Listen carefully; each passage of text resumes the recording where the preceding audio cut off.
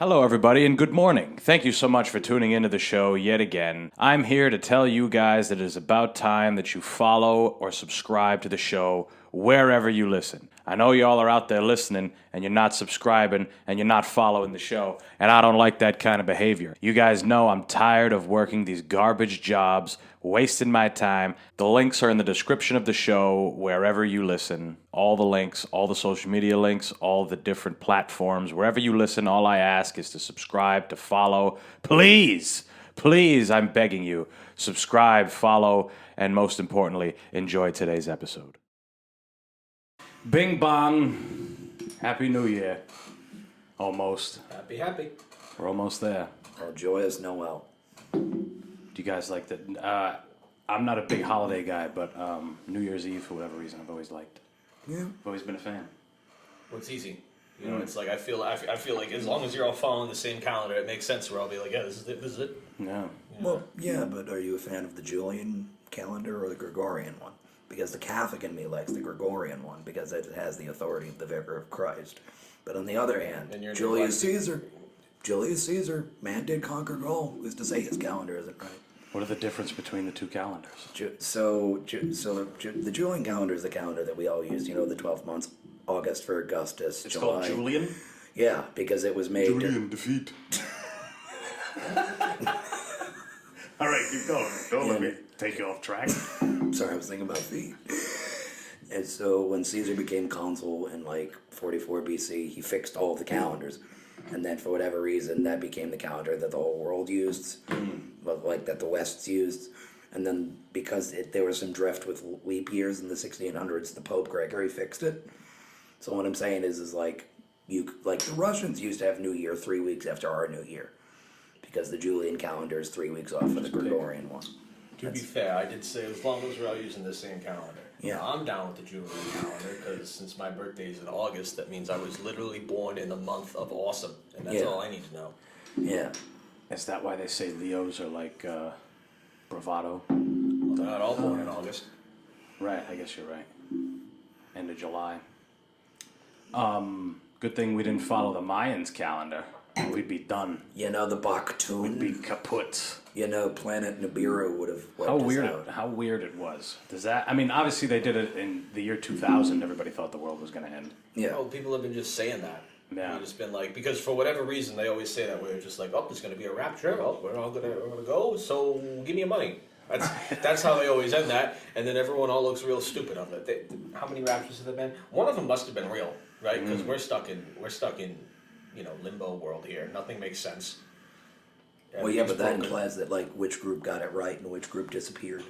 Oh yeah, no, we'll never know that. That was Well, I mean, think about extinct religions. What if I don't know, what if 3 guys in India 500 years ago they got it right and they went to heaven? We'll never know. I know, huh? It's true. 15 people solved it. They figured it out. They this has been great, but maybe we should do some introductions. Introductions. Everybody knows you both. This is just your first time live. Well, that's true. No, that's true. That's true. Yeah. But I mean, don't you have audio listeners? I mean, I must sound like all the other bearded white dudes you always have on here. This is my 7th episode. That's right. Everybody knows James. So yeah, you're the ancient aliens guy. You just keep showing up. Dave is back for the holidays, people. Yeah. From Colorado. Yes, sir. Was that good? That's correct. Thanks very much. No, I don't know. All right, folks. If you I don't know. I never do us- introductions anymore. You just light the fuse? All right, my If bad. you're just Sorry. joining us in minute 8 of this podcast, if for whatever reason you skipped ahead 8 minutes, David has arrived from Colorado. David, take it away. Tell us about Colorado. Why is it me? You could be here too. I don't know. Last time we were talking, we thought it was all on fire. Yes. And that's I don't think it's on fire anymore. But Oh yeah, that's right. There was that 3-month period where it just burned.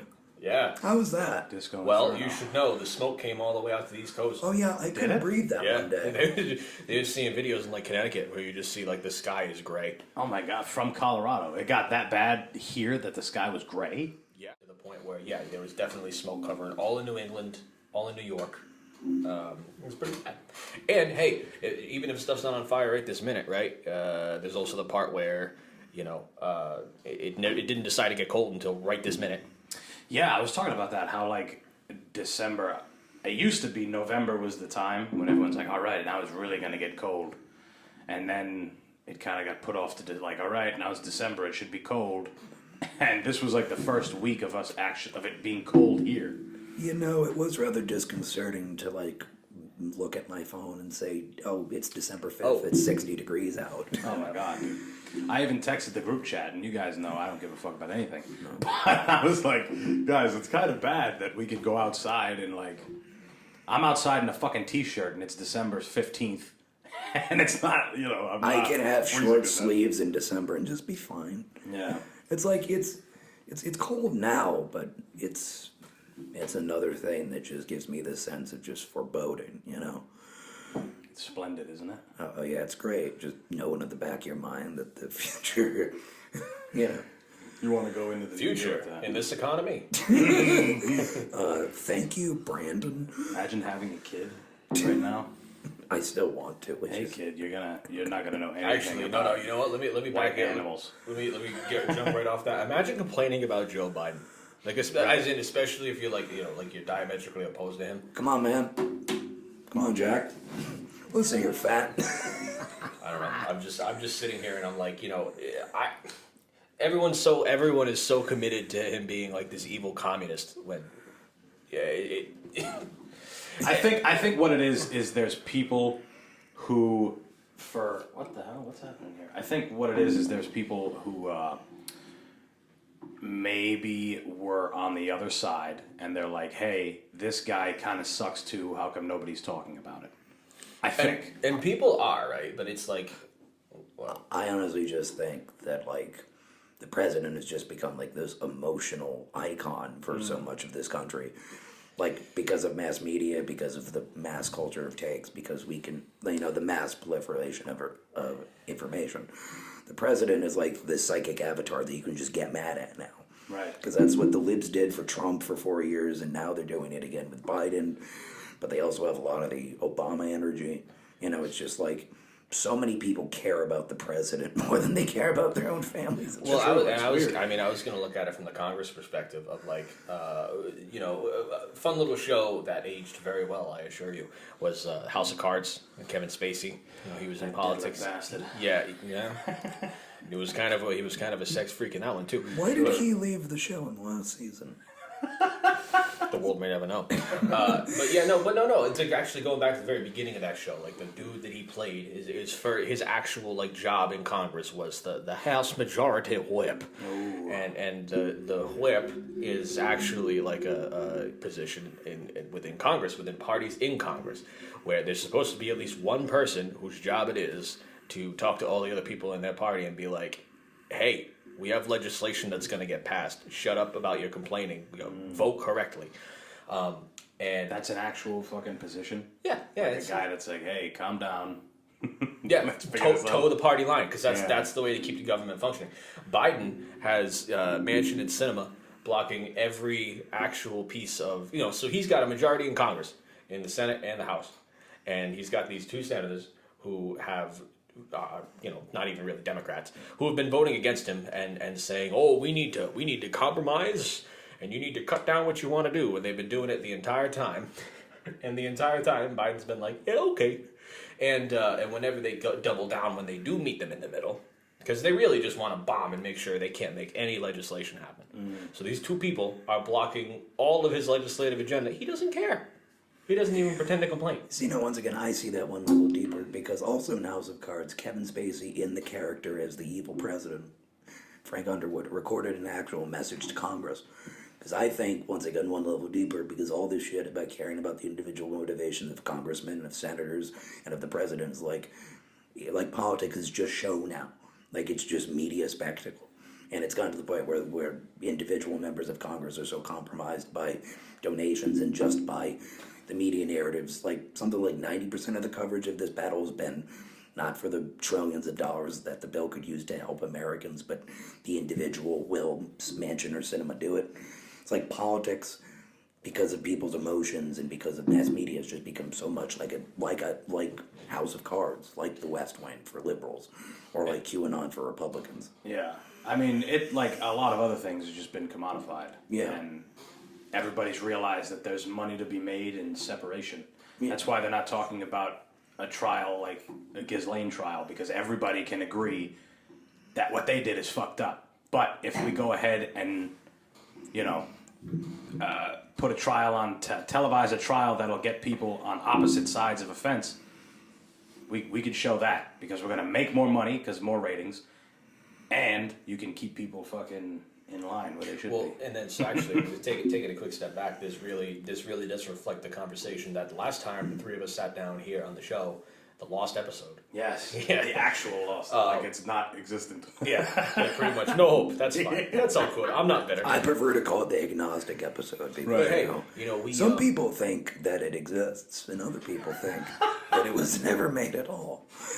And like agnostically, it's like I choose to believe that there's the episode out there somewhere. The people that think it exists wear chains with a camera on it. Yeah. Well, so the reason I bring that up though is because we're talking about a lot of the stuff that we had identified and kind of laid out what they were in that discussion, right? So you jumped right into it, obviously, because we talk about stuff like this all the time. What stuff like lobbying and stuff like selective use of the media and things like that, right? And it's kind of without context knowledge, anyone. Just try to get closer to the mic. Sorry. Without David Not performed you. the You're classic fine, James. James Dave's Fanning. new on the. Dave's Yeah. new. Classic James Fanning mistake of going out into the middle distance. Yeah. Out into the world of the frontier. You know, Partner in the frontier. But that context is important though, because it's like I think even when we were talking to him for that little bit, we gave him a lot of new information about how contemporary politics work here. You know what I mean? Who are we speaking to? The audience? You. Oh, that's to you. crazy. That's insane. That's crazy, isn't it? Isn't it nuts? Damn, that's crazy. Honestly, David, that's insane. That's Can't wild. believe it. James, how do you like your first job? It's going well. The money's not bad and the hours are flexible. Thank you for asking. Money's pretty bad. Yeah. But it's money. Oh man, isn't it great? Yeah. Having to do that. Schlepping blades. It's an I love that you say schlepping. That's a Lenny Bruce thing. I speak like an old person. I don't even know why. It's you Irish people. You know me. What do you mean, Irish people? You're a confused people. Yeah, no, the Celts are famously confused and like stubborn race. I feel like you grew up singing "Come Out, Ye Black and Tans," and now you're dressed like Christopher. It's called having an identity crisis. Okay, it's fun. Hey, we all need to have them. No, it's true. Hey T, have you ever heard of this new Spider-Man movie? He fights all the versions of himself. It's fucking crazy. Yeah. Oh, those Soprano memes are taking off. It's probably because have you guys watched The Many Saints of Newark? I haven't watched it. Oh, I saw it. I only know the Joey Diaz scene where it's 30 seconds, isn't it? Oh my God, I'm so sorry for saying that I'd eat that woman, and then he gets his brains blown out. That's his character. Many Saints in Newark was tough. I think it told an interesting story, and it also took place in a period of time that they talk about all through The Sopranos, in the riots in Newark. But it's not a good mob movie because the mob is not the focus of the whole thing. Right. It's about the people who interact with the mob from the outside, and then there's a Dickie Moltisanti. He comes in, but Was that his dad? yeah, Chris's Dickie. dad? Yeah, Chris's dad is Dickie Moltisanti, and so his whole reputation is what brings Chris into the fold in the show. So the fact is trying to show what happened to him, but I don't know. It makes sense in context where it's just like, okay, this is what happened to the dad. This is the tragic backstory for Christopher. Having the character of Christopher narrate the show also made it a little weird because the whole thing. He narrated like parts of the beginning and the end, right? It was like, here's the scene, here's what happens. I don't know. It's like, okay, and it's basically one generation back for all these people. You got Tony's dad, you got Silvio Dante's dad. They're hilarious. They're all like that's kind of the thing. They're all kind of caricatures of the characters that would go on to be in The Sopranos. and they just walk around. You know, Joey's one of them, Joey Diaz, Right. And they all just walk around doing mob shenanigans and like beating the shit out of people and stuff. But The Sopranos was about the hierarchy and the power struggles and the goings on of the inside of the mob. And then The Many Saints of Newark was just about some people who were in the riots and were like affiliated with the mob, and then they wanted to get out, kind of thing. So it was a little weird. So, you know, what I find funny about The Many Saints in Newark is that, why it was made is because there's so much money in remakes, because so much of culture is just endlessly making the same thing over again, that they went up to David Chase. And, David Chase made The Sopranos as one thing, because the whole point is that even the American mob, something that's based around a particular culture, that we all share ways and laws that are specific to a place, a time, and a subset of a group of people, how even that's been infected and made hollow by American life. You know, all the McMansions, all the Goomas, all the Goombas doing all this dumb stuff and rapping to the feds. It's like, you can't just make that again, but as the same way you made a Phantom Menace, you know? Mm-hmm. But they tried to make this prequel movie, but it's like, the story of The Sopranos is Tony. I don't need to know Tony's childhood or that Ray Liotta dies and comes back, which is something that happens. Yeah, it is. I forgot about that. Ray Liotta plays the grandfather, Christopher, who dies, and then his half-brothers who is in jail, and it's just Ray Liotta. It is just like the evil twin. He's just like, Fuck. Hey, I know, every movie, not every, but the majority of them are all remakes, dude. Every time, just a new Spider-Man just came out. I know they haven't made a Spider-Man in a while. Yeah, but what's evil about the new Spider-Man is that it's a multi-universe movie where they just get the other Spider-Mans. It's Rick and Morty Spider-Man. From the what it two. is? So you remember the Tobey Maguire Spider-Man? Sure. You remember I never Willem watched Dafoe? Spider-Man, but yeah. Okay, so thought he they're was in the stupid. movie playing those versions.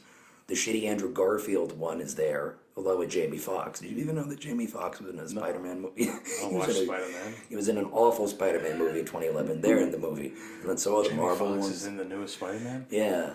What the fuck? He's supposed to be playing Mike Tyson in the biopic. There are 3 different Spider-Mans in the Right? movie. Is that what it's called? Is that not The biopic? Biopic. Biographical. I always heard it was biopic. Biographical picture. Yeah. Fucking movies. I'm just semantics. Hey, if That's this was, exactly what we're discussing. we're talking about the arbitrary definition of words here. Yeah, but every what they did, they're doing obviously Hocus Pocus getting shot around here. Oh God, I They love did, it. they did Ghostbusters. Like, Ugh. why remake Ghostbusters for what? Because people, well, think about it. I feel like consumers like us, like we cling on to the stuff that like we were excited for Many Saints of Newark because we love The Sopranos. You know what I mean? Like we are just desperate for media that we can still like relate to, or anything sucks. like that. And it does suck because they can't. No one Because is there are willing. no new ideas anymore. No It's- one's willing to take chances and do that because if you are Because too it's not- controversial, It's not market viable. right, they'll That's shut why. it down. Yeah. Big money made into everything at this point, so it's like investors want safe returns on stuff. So a remake of a movie that already did good is obviously going to get insta greenlit, Oh, right. right? And then, but then you got people like what's his face? Help me out. Who played Harry Potter? Oof, I forget his fucking Daniel name. Radcliffe? Yeah. Yeah, and then he's funny because he did a bunch of movies that he just felt like doing because they were crazy. Yeah, he did yeah. the one where he had guns stapled to his hands and he's running around in the bathrobe. Damn, I never saw that. Yeah, I didn't either. Like that's the thing, but you have to see it. But you see the picture of him like standing out in the street looking crazy with guns on his hands. Yeah. Yeah, but he only was able to do that because he had made a massive tempo movie that is now regurgitating itself. Yeah. It's like they're still making Harry Potter movies. Did you know that? I think there's a greater and greater divide or separation between media and artistry. Yeah. Where at one point, obviously, when there was less media, the media that was out was a little more artistic. Like, I'm talking way back when fucking Beethoven was around. Like, that motherfucker was the only music. Like, he was just there playing. And the only way you could listen to him is if you saw him live, or there was no records, there was none of that shit. There was no recording. So it's like legitimate artistry. And now it's like anybody can... We live in a time where literally anybody can do anything. Jake Paul has his own boxing belt, and he knocks out people and makes money. Like, he literally has his own fighting league. Like, anybody can make anything now. He Because manufactured he his paid own. for it. Yeah, exactly. I was just gonna say he manufactured his own fighting career by having enough money to Sure. get his own brand out there. Yeah, but how did he get his brand out there? Exactly by He having the money. started That's out what I mean. as a Disney Channel, YouTube. I think YouTube both. drama. No, he got the Disney He deal was from on YouTube. Aardvark in like 2014. Bizarre. I don't know. Sorry, the accent mangled that one. Aardvark. Yeah, yeah. That's I think you just said the exact same thing. That's same not the one with the two Aardvarks, right? No. What's that one called? Arthur. Crazy Aardvarks or something? Something stupid. I don't know. Why did they pick Aardvark to make so many? Because it's like a funny sounding name. I miss Just eat that Arthur. shit up. Arthur, right? I miss Ed That and was a Eddie. savage. What was he? He was an Aardvark too. What the Yeah, fuck? that's what I mean. They want Aardvarks. Didn't look like an aardvark at all. I've never seen one. He was just a nerd. Is that like an anteater? Are they the one? Yeah, no, because I'm thinking about like the long wispy tongues. Yeah, I think they're- that's what an aardvark is. See, if right now we could look up a fucking Aardvark. Now wait a minute. Antonio, could you pull that You'll up? appreciate this. Could you pull up a Did picture you of the know aardvark? that in one episode of Arthur the Aardvark, Yeah. the kid, the brain, Is voiced by Stephen Stephen Crowder. Crowder. Yeah, that's so stupid. I don't know why. Who? I don't know why the brain. Right wing talking loser. I don't know why the brain went on a rant about critical race theory in that episode. That Just was seemed a weird. little out of place.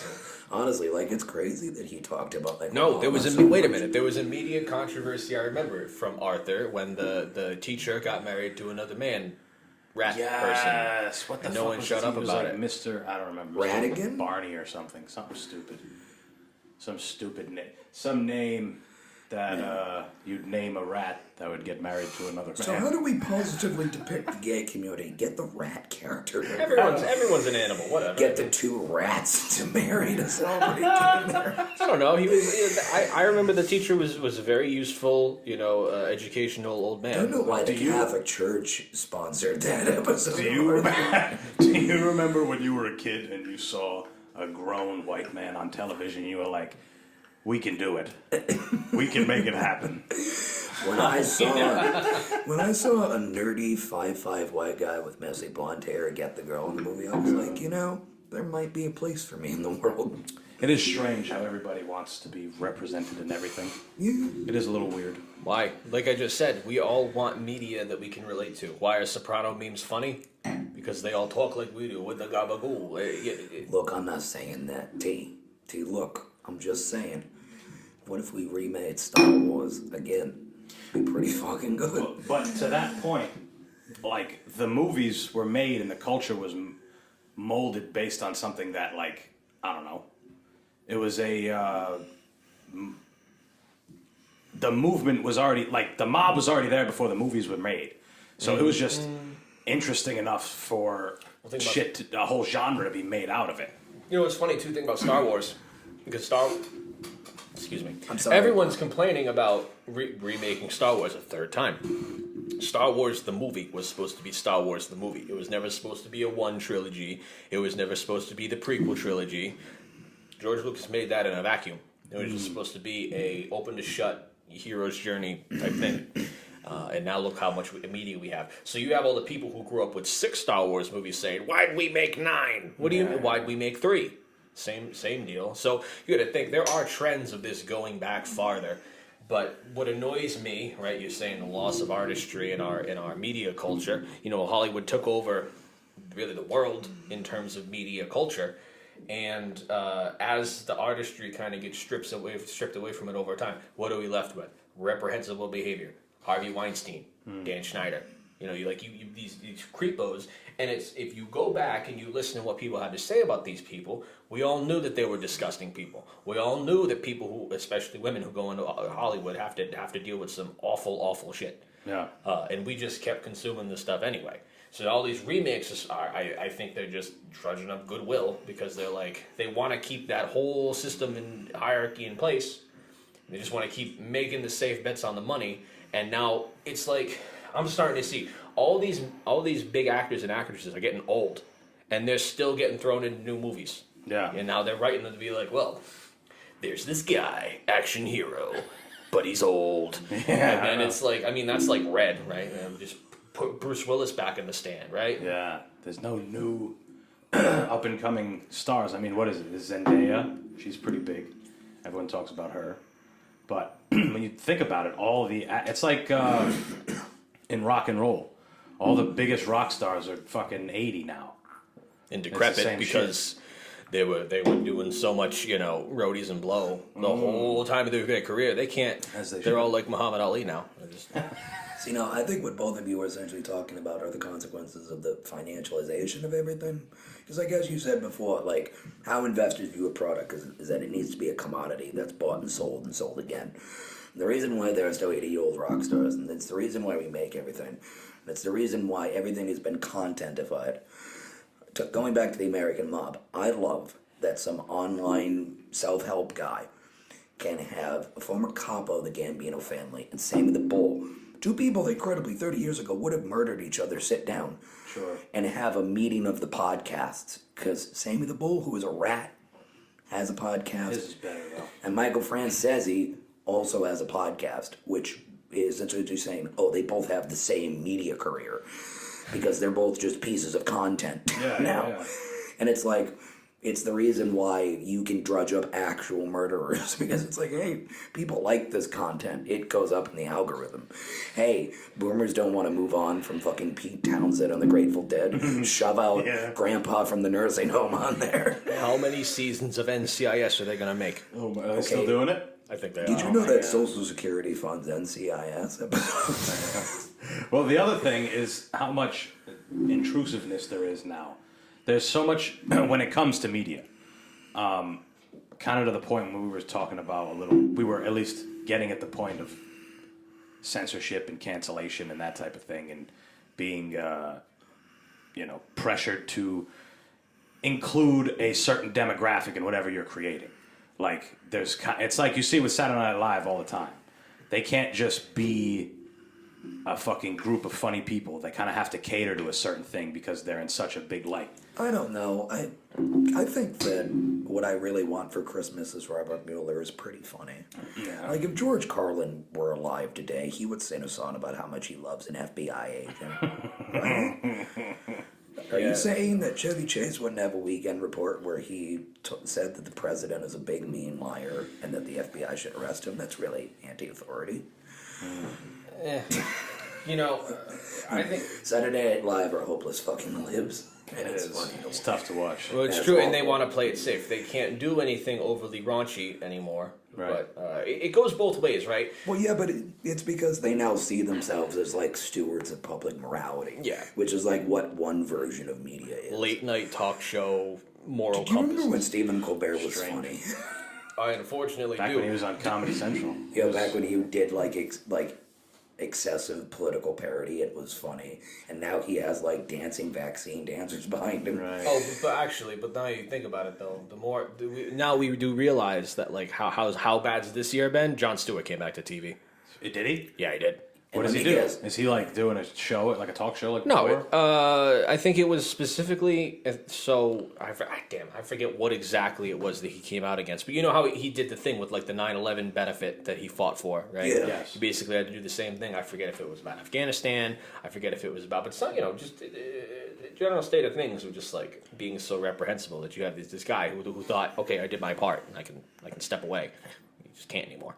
But again, we rally to him because we remember what he did. Yeah. Right. And we're not gonna give a newcomer the same attention. Because Jon Stewart is a previously identifiable piece of media.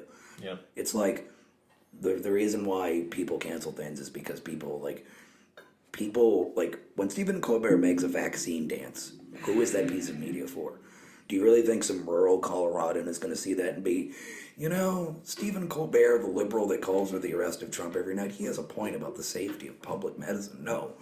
That's for liberals to watch it and feel smug and satisfied that they're consuming good media. Mm-hmm. It's the same reason why, every piece of content, it's like, when you say something's canceled, you not only make a market for the people that want to see it because it's canceled and they feel rebellious, but for the people who avoid it, you can then create a piece of media for them to consume that's safe, that's woke. That's why people like SNL. It's because it confirms their biases and it creates conditions for them to keep consuming the same media. Right. And that's the thing, and that brings me back to the specific pundits like Crowder, right? Because I think if you watch a good amount of his stuff, you can see right? He doesn't actually make any jokes. I don't know. He just throws stuff out there saying, "Oh, that's gonna make them mad," and they, if you're the type of person you want to hear that, you're like, because you're the opposite. Like it's the opposite of that. There are the liberals who want to know, "Oh, I consume good media. I have the good thoughts," And then you have the hyper conservatives who are like, "We're just gonna say awful stuff because it's gonna make them cry." Because they think on some level we are the good people because we are fighting the people that want to restrict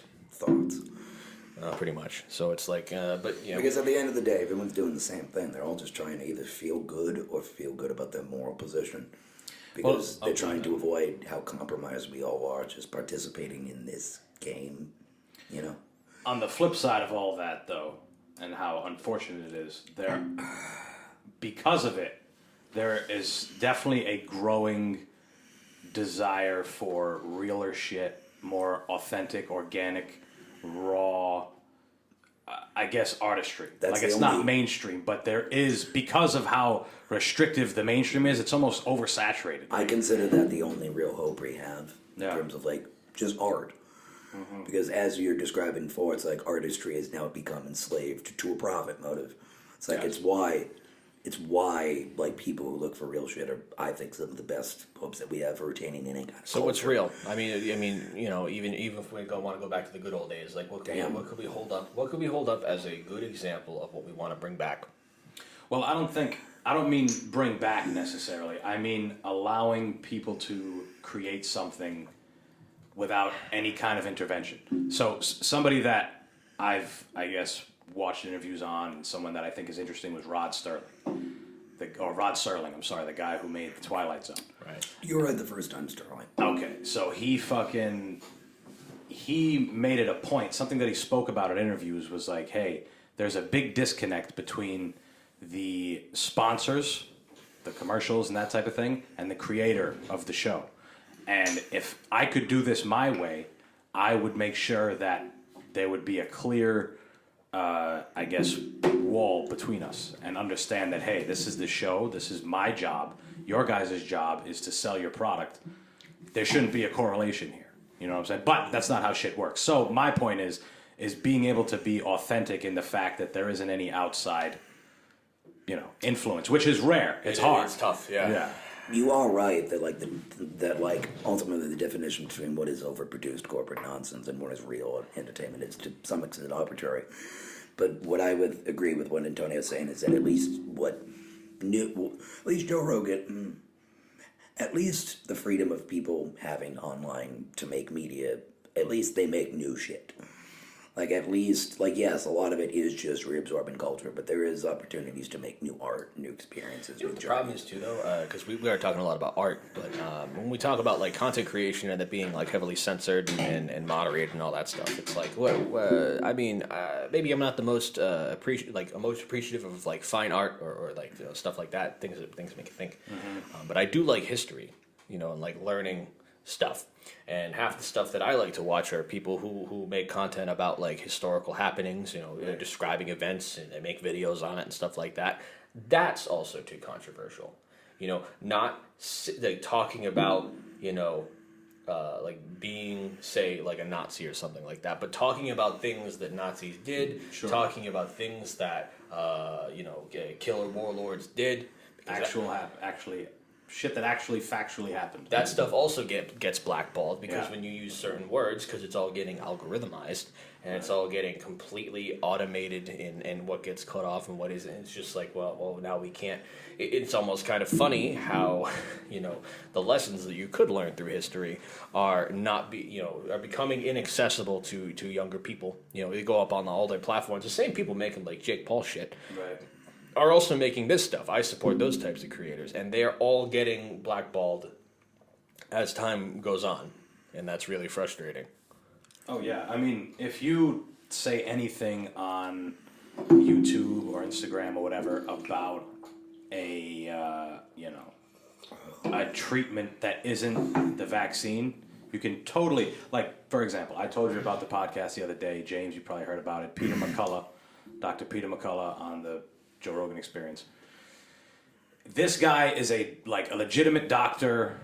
He has all the fucking credentials to be able to go on YouTube and talk about a disease, right? which most doctors should be able to do. But because it's COVID, and because it's him talking about something that isn't the vaccine, but could also fucking help people survive and treat people, he's getting shit flagged. He's getting shit taken down and demonetized, and it's crazy. I think it's absolutely crazy. I think maybe the method of execution and how that guy gets taken down, like I see your point there, but I'll say the same kind of point that I said to you when you were first telling me about this, right? Where it's just that when we're having, first of all, right, this is a public health emergency, and of course everyone's going to have their hesitancies and their doubts and their questions, and because everything about this is new and unstudied, there's not many answers. That freaks people out, right? Like you said, this person who holds these type of credentials has more perspective than we do on what we do not know, right? And me, as just a regular ass, not medically affiliated or interested person any which way, cannot properly vet if what this guy is saying ignores any of the nuances of the discussion that other similar professionals might bring to the table. Right. I just don't give a damn, honestly. No, it's like, oh, it's all absurd. No, like the debate, like, quite frankly, I don't really care what this guy's saying. There's been a billion different treatments to COVID that have been bullshit, like horse paste and like something like hydroxychloroquine, which is like an additive that they put in seltzer water now. Yeah, but it's a legit. Let's say that this guy cure. is legit and that like whatever, like he is the cure for COVID. Okay, he got censored. I don't care. We have spent the last 2 years debating COVID, debating masks in school, debating vaccines. I'm sick of it. I'm sick of it. I think everybody is. I don't give a damn if take everything off that he's ever said off the internet, pretend he never exists. Y'all remember the Spanish flu? Well, we none of us were alive for it, of course, but I just mean like splendid time. But just like talking about it, I mean, splendid time. It was a flu pandemic. Right? It was the flu. It's not a COVID SARS thing. It was the flu, and it killed lots of millions and millions of people. Well, first of all, let's talk about how Americans historically do in these types of situations. We call it the Spanish flu, even though it originated from an army camp in Kansas. And Canadians, Kansas Spaniards. God, I can't Spanish believe. Kansasans. Well, what happened was we were getting ready to fight World War I, and we trained up all these dudes, got them in camps, and then they all got sick. But Whoops. Whoops indeed. But then again, completely new strain of the flu. Don't worry, we're just gonna throw them because we owe a lot of British war debt, and we need to send 400,000 boys into the meat grinder. Which is what we did, right? The government could not disclose that all these troops were sick. They just needed to get to Europe. Well, another funny thing is that the army also found out that most of the American population was like stunted and illiterate. Yeah. God damn it, Sergeant, you don't know how to read, do you? Fucking love the army. Honestly, actually, that's something I could come back to in a second. I just wanted to say that, we waited until the guys were in Europe and getting everyone else sick in Europe. We didn't say anything about a mysterious illness. Right. The first people in Europe who reported on a possible breakout of a new flu strain were the Spanish, in an effort to get people to be concerned that, okay, be careful about getting sick. So the American media immediately was like, oh, it came from Spain. It's a Spanish flu. Can't believe the damn Spanish sent us that virus. If we can demonize some they- other race, They some other invented culture, then it only benefits us. They invented it in the bullfighting arenas. They did. It's just shifting. They were eating bull huevos, in the markets, and they sent us off. Cool Huevos soup. Yeah, that's what started the Spanish flu. But then talking about the army, right? Obviously both world wars there was rapid expansion and contraction of the army. People just needed to get put into it, and it's I think both wars. But I read specifically What are you about drinking, Tone? Don't worry about it. Keep going, Dave. But specifically about World War II. By the time we were in the Great Depression, the health statistics about average Americans, the standards were so low to get into the army. You needed to have at least 20 teeth. You know what I mean? And why is teeth even a fucking requirement? You should be able to go in the military with no teeth. You need to be able to pull the grenade with your teeth. They teach you that in basic. That's true. Right. So, but the point was, like you said, Americans historically have been kind of in terrible health, stunted, decrepit. Not to mention, funny enough, we went from having the trope about old timey Western doctors and stink oil salesmen. Absolutely the truth. Americans refuse to embrace any European institutions of medicine and science. Come smoke this H, it'll cure your ills. Literally, though, because we refuse to come up with any parallel system. I've got dime bags, it'll cure your rheumatism. But then, so when the Spanish flu hit and there was actual, tens of millions of people dropping dead, that's when, Johns Hopkins University and the hospitals came up, and that was, so those batch of American doctors revolutionized not just American medicine, but also medicine for the whole world. Right. So when did they discover that the cure was prayer? Oh, no, that was before, that's what I mean, but they were straight up saying, in the 1800s... No, but the cure for the Spanish flu was prayer. Is that what it was? No, Is that what the propaganda was? Well, that was 1919, right? So, I guarantee you that a solid third of the country thought that was the cure for the Spanish flu. Just 20 cc's of prayer. Yeah, because there was no education, about germs or anything. We just did. We rejected People were germ fucking theory. idiots back then, huh? Yeah. No, Americans were fucking idiots back then. That's the point, and through no fault of their own. I don't think the average German peasant was much better read. True, but that German peasant had a doctor. Yeah. That followed European schools of medicine, and we were just like, well, hell, we ain't going Well, back. actually, the merchant that owned the land that he worked had a European doctor. He was conscripted into the army, lost a foot, and died of sepsis at 32. Right, but we're splitting It's hairs with that. No, we're not, because the majority of Americans were poor, and that's why they didn't have medicine. Right, but It's not an issue of culture; it's an issue of economics and access. that's my point, and especially because I bring all that up about the Great Depression and stuff, because if we go up now they're different issues, but we are now as Americans plagued with many health conditions. You love Joe Rogan and all his stuff. He's had a Joe couple, Rogan. yeah, Hyperlipidemia. I love it, Joe Rogan. But no, it's he's had so many people on, he's got Navy SEAL buddies or whatever, Yeah. and they'll talk about how none of us are in shape to get drafted. Right. If there was another Vietnam, It'd be fucked. no, literally, just because it's like, Bunch of chubsy wubsies walking. Well, hey, listen, it's not our fault that our empire has gotten so good that we're all just fat and happy. Look. Consumed. Right now, Commodus is emperor, and I agree that Emperor Commodus doesn't really know what room he's in. Sometimes he just, I think he wished the people a winter of severe illness and death. That wasn't nice of Emperor Commodus, but I think... Are there still emperors? Can you be an emperor in today's day and age? Yeah. What constitutes an emperor? How do you get that? I How are you that guy's a king, but that guy's an emperor? no. So an emperor subjugates kings. So he's above. Yeah, how kings would subjugate dukes. You know what I mean, or counts. Right. Emperors are all those kingdoms mine. Damn. Yeah, but Emperor. the reason why I think Americans believe in miracle cures on a material level is you've been to the doctor, right? Right. For the average American, the experience of seeing the doctor is an alienating, complicated process where you pay off the nose for forms. No one likes going to the doctor. Everybody hates their doctors because their doctors themselves are overworked and overburdened and are squeezed for profit and thus turn into nasty assholes who So I took my dog to the vet, and in 10 minutes I found out that he had cancer, or he had severe disabilities, and he had trouble eating. And the doctor just said it flatly and in this flat, dismissive tone, which I don't blame, but it's she had to see 20 other patients that day. Why do you think that you'd rather hear about it on a podcast or a miracle cure of just, drink this fluid, drink this bleach fluid?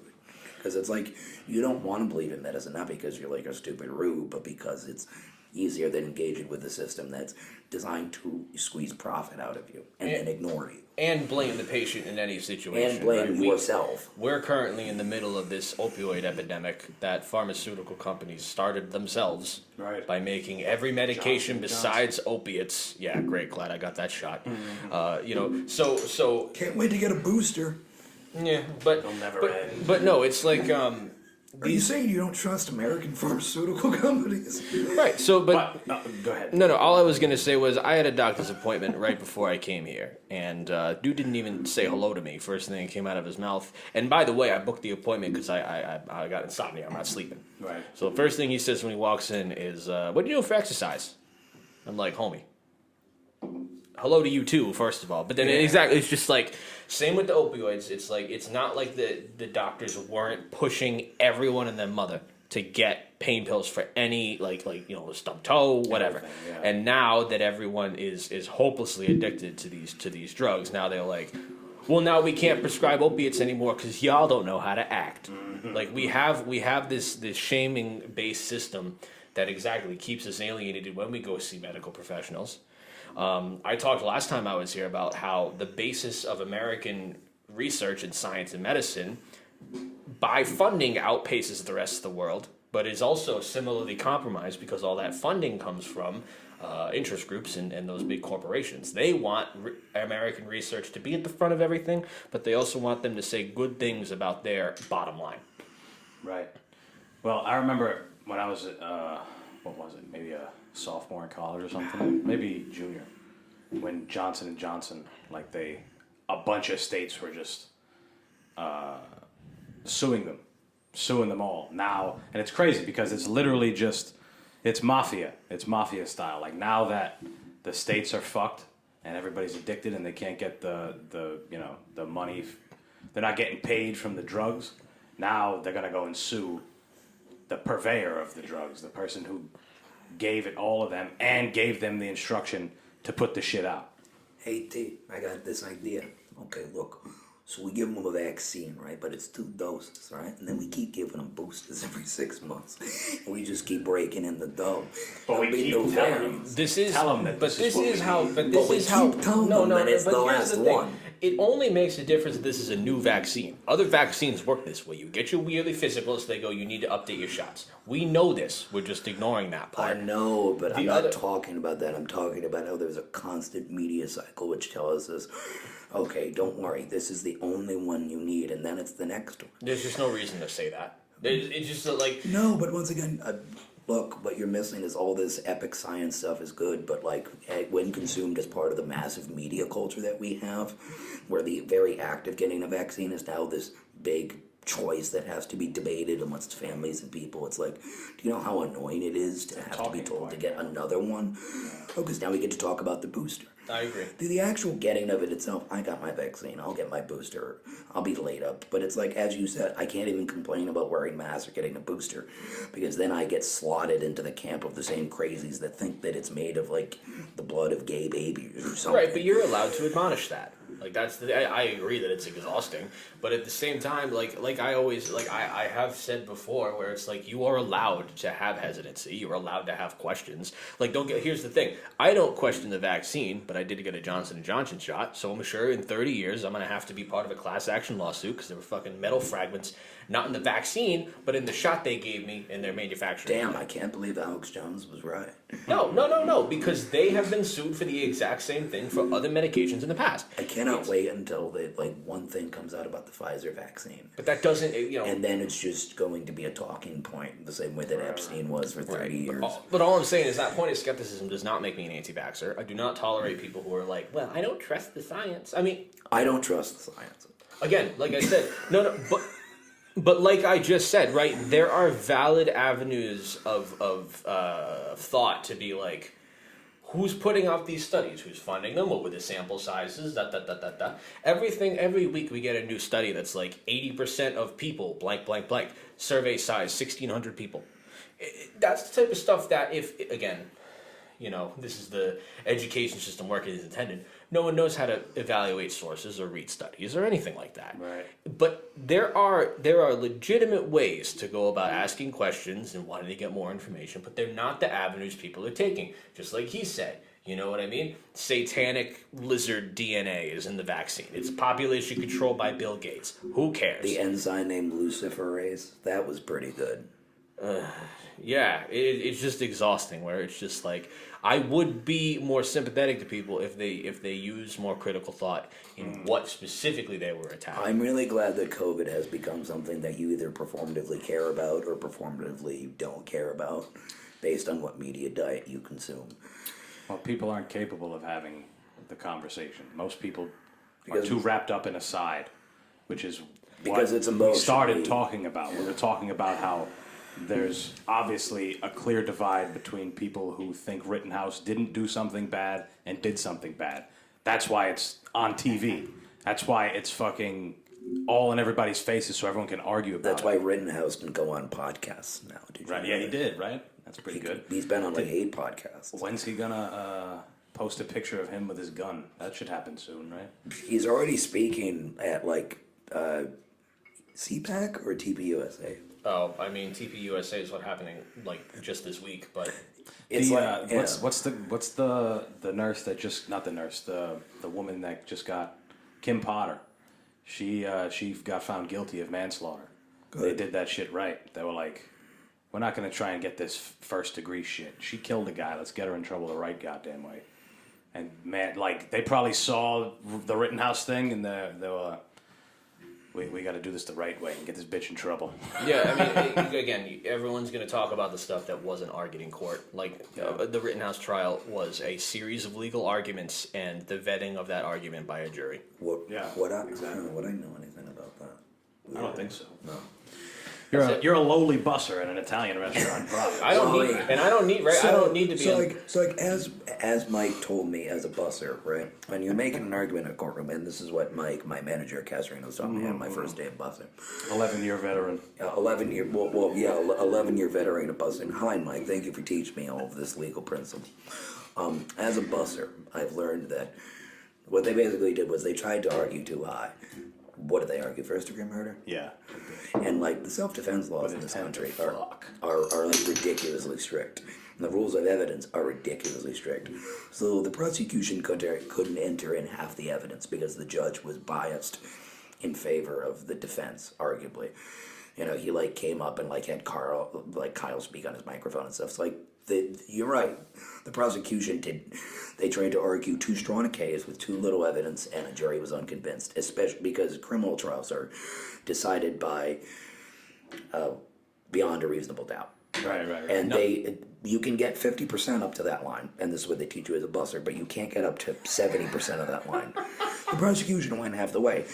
Not even that Kyle is completely in it. I'm getting to that. Right. Not only when you bring them bread and oil did you meet the 50% mark, but if you don't meet that 60% mark when the entrees come out, you can't give them cheese and pepper. That's right. You cannot convict But them. look, and then the other thing about that is I don't need to go to law school to know that. I'm a busboy. Right. But what I'm saying is, but in theory, hypothetically, even as a layperson watching some of that stuff play out, as a non-busser, one would know that even if something happens in court that puts your lawyer in a bit of a tough spot, you don't do the lawyer shouldn't do this on camera on national TV. You know, the busser should not do that. Like, especially when you're in the restaurant, you should put your hands down. You're just very promising. It's just really hard because you're really muddying the water. You'll get your hands in the cheese, David. No, but you know that, and don't call up a witness that you don't know what they're gonna say. Right. You know, it's just so stupid because we can talk about the morality of the thing, but it was morality. Right, that's what the public conversation's about. Nothing that happened in the courtroom talks about that. Tonight, right? we'll be or if they insinuated it, it's a part of the discussion that the jury is not supposed to pay attention to. We will be one. But that's the funniest thing about the rules of evidence. So many rules in the jury, like of evidence, allow you to tell the jury, don't believe that. But I don't know about you, but if you hear something in a courtroom, I don't care what you say afterwards. It's going to affect your opinion on the case. Right. Like one of the most popular rules of evidence. It was like Fruit of the Poison Tree, and they were basically, we're going to show it to you, but don't pay attention to it. No. It's even weirder than that. So 105 is a limited instruction. So like, let's say we have footage of Antonio recording the podcast, right? Now I can't enter it in to prove evidence of his character, but I can enter it in to show that he was here on December 23rd. Sure. But regardless, if we're impeaching Antonio for having a podcast, if I show him footage of him sitting here at a microphone recording, but I tell you, this is only to show you that he was sitting down that day. If the jury sees that, they're gonna take that into evidence regardless of what you say. Yeah. No. Something that's so interesting to me are professions and people that have to be master communicators, and lawyers are definitely fucking one of them. Yeah. They gotta be master communicators of whatever their side is. Like being able to prove that, you know, what the fuck happened is what I want, basically, at some angle. You have to make sure that you put the herbs, the cheese, then the oil. That's right. If you want it to be the right mix. Yeah. Because it's all about the crushed red pepper. What are you doing? Okay. It's in the herbs. It's in the herbs. The herbs and basil. Okay. I don't trust that. You know, Herbs are green. Crushed red pepper. It's in the name. It's red. look, That shit is we red. got Nate, big Italian guy. Nate. All right. Let's reorganize here. Let's regroup. Let's debate Group on what? I don't know. We were talking about some good stuff, and now we're talking about herbs and cheese. Herbs and cheese. Nonsense. That's the best bread at Subway. Nonsense. The herbs and cheese. Tonight we're talking about nonsense on the Smoking Simian. That black void, you're heading towards it. Don't you worry. Don't stop, baby. Don't All right. stop. So, what do you guys? Do you guys get prepared in any way for the new year at all? Because I do, and I talk about it on here all the time. Do you guys ever sit down and jerk off, and you're like, "This year, I'm gonna do this," bang, and you bust. It's the worst possible way to actually set yourself up to make any changes. You're just using this arbitrary number on the calendar to say like, oh, I'm going to switch up all of the things I've been neglecting all year, for possibly very justifiable reasons. And instead, Could I'm be to just start something new though. See, now my New Year's resolution always goes awkward because I do the thing that you mentioned, and let me tell you, my family's always confused. It's like, especially right when it happens, and I say, "Oh, I'm gonna do this." Oh, it's awful. When you jerk off with your family for New Year's. Well, I mean, Chinese food. Everybody eats Chinese. everybody eats. Well, Jews used to eat Chinese on New Year's. Jews. Yeah, Is that what it is? Well, yeah, because they were the only restaurants open on New Year's because the Chinese New Year's in like February. Yeah, but why only Jews? Because Jews. Oh wait, no, fuck no, wait, no, that's Christmas Eve. Sorry. They eat it on Christmas Eve. Jews eat Chinese food on Christmas Eve. Yeah, Ahead of the curve. ahead of the curve. That's You ever get science. any feedback on? On his voice, yeah. Yeah. No. I mean, Oh, Fine. it's not. headphones, It's not the please. voice. It's the things contained in the voice. The words. Right. the words. Wow. Silence, folks. Do you hear that? Either way, I don't know. It's tough though. Actually, there is something I do want to talk about where it's just like I feel like this year. I noticed that there was just like you brought it up very quickly earlier, but there's just this pervading sense of doom. I think, and it's the My favorite. yeah no. But here's the thing. I think that's something that people do have to deal with in their lives a lot, but on a individual level. I'm noticing that in my daily mundane life, going for example, I went to the grocery store and I'm getting checked out by the lady scanning all the items, and there's a script as a service employee and consumer thing. You go, oh, how you doing? Good. How are you? Scan all your stuff. Have a great day. And I get my groceries scanned and I'm walking out and I'm like, you have a good rest of your night. And this lady turns to me and she's like, honey, none of us are having a good night. You know what I mean? And I'm like, What a bitch. actually, no, but it's Leave funny your though. feelings to yourself like a fucking real life person. That was You have to my be a gut man. reaction. That was my gut Be reaction. a man. That's right. Where it was When you like, come on, suffer, you're walking throwing. in a box in your chest. Don't open it. That's right. Be a man. Well, right, but so that was my gut reaction. It was just like, come on, you broke the script. Like, I get it, but like, you're working. I'm trying to That's a funny place to be, though. get home before I go back to work. What do you mean?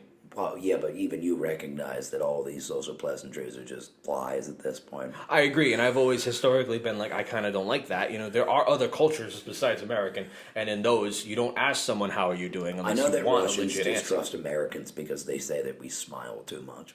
We do. I think especially in the places where people act nice, those are the people you got to watch out for. Yeah. In my opinion. But no, I'm just like, I think. Beware of smiling faces. And let's be real. I mean, it doesn't matter what your job is. I mean, knowing that you're weighed down enough to break decorum and even just express to random strangers, I don't feel good. I don't feel right.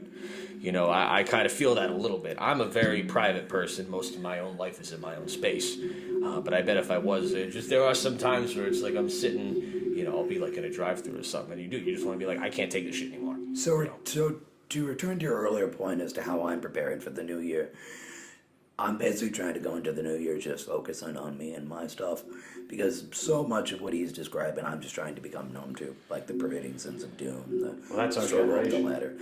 We're all very nihilistic. Well, But that puts us in a very tough spot, though. Well, I mean, I don't see what other rational choice a person has. One can embrace the solipsism of thinking that one is in a uniquely doomed point in history. Despite the fact that we have more technology, more will, and stuff that is effectively magic to people in our place less than a century ago. Right. Or you can just try to make your own, do your own, and try to build a decent life. I'm not arguing that the pervasive sense of doom and the pervasive sense of struggle and nihilism isn't present. It's just feeding into the constant emotional cycles. Like, this is especially prevalent with, like, COVID shit. Like, COVID shit has become emotional cycles for people, panicking about the disease, being happy that it's over again and again and again. It's like the reason why you see the shedding of even basic social fucking, like, social courtesies, like, hi, how are you, is just because, like, people are just done. It's like, my response to that is, okay, well, you need to stop giving the world this excess emotion because it's not going to change based on your emotional response to it. You need to change your response to it. Right, and I think, I mean, at the same time, I do think you have an avenue in specific for most people where it's like, okay, yeah, West Boy jokes aside, you are also going to become at some point a public advocate for others, right? Technically, you are investing to making your livelihood by stepping up for others and speaking on their behalf and stuff like that. Right, but what I'm speaking of is an emotional distance, not one that really affects my action so much as, like, I'm specifically referring to the personal psychological struggle of, okay, worrying about what someone else said to me, worrying about the next COVID disease, worrying about who the president is, worrying about what's it going to be in 10 years. Because it's like, yes, the fact that it's 16 December is a very disconcerting thing, but my letting my emotions fixate on that to where it cripples me and the work that I could be doing for others is not the correct response. Right, and another way of looking at that too, right? That puts you in the position of the vet who told me about your dog. Yeah. Right. I mean, you were just saying that it's kind of awful how detached they were from their situation, even though by all intents and purposes they show up to work to try to help you out. Yeah. And it's tough. So I mean, life is built on ironies. I don't blame the vet for that particular circumstance, but in the same way that I have to be honest on how that emotionally impacts me, I recognize that behavior, when taken so far as to create an emotional deadening, is poor. I'm just trying to better regulate my emotional reaction to it. Because another thing our generation is letting the emotions go wildly, vibrate between very happy, very sad, very hopeless, very hopeful. And I'm just trying to better regulate my response to it. Not to deaden myself, but just not to give over to the opposite. Like, to avoid doomerism, essentially. I think a lot of people realize that a lot of the constructs that we live in are BS. Like, a lot of people realize that their jobs suck, regardless of what they've been told. I make $21 an hour. All right, now nobody makes any money, and things are expensive. How do you feel now? Now your job doesn't give you that same sense of purpose. It doesn't give you that same sense of whatever you may have had before. At very least, I'm productive. Plus, everybody got a taste of not having to do shit for money. And everyone's like, wow, this is way better. can't relate. But What, right. And then there's people like you and people like Evan and first responders and shit who had to work through it. But for the people who experienced it, it's like, this is more or less how we're supposed to live as animals. As animals now. I understand we're way more sophisticated. We have our own fucking thing, whatever. But we are the only species that goes out and works for things aside than our core existence of maybe a bird flies out and works on picking shit for its nest. But that's it. That's based on instinct. Our minds are they work such past instinct that you'd think we would have come up with a way that we could all coexist to where it's, I don't know, it's obviously an idealistic idea. But it's unfortunate, the constructs. And I think that it's good that the generation now is kind of seeing through that shit. I think it's good for human progression. However, it's detrimental because it's not what we're used to. And we don't know what could happen.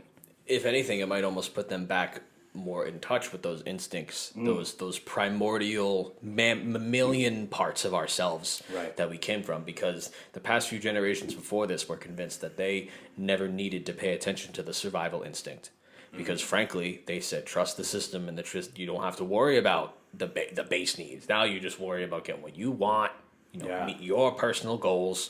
But now we're sort of going back to this, especially and it feels what sucks. And it's like, okay, we can say, okay, it's good that the kids are starting to see it, like people used to be. But like, how do you react to that magnitude of information when you're that young?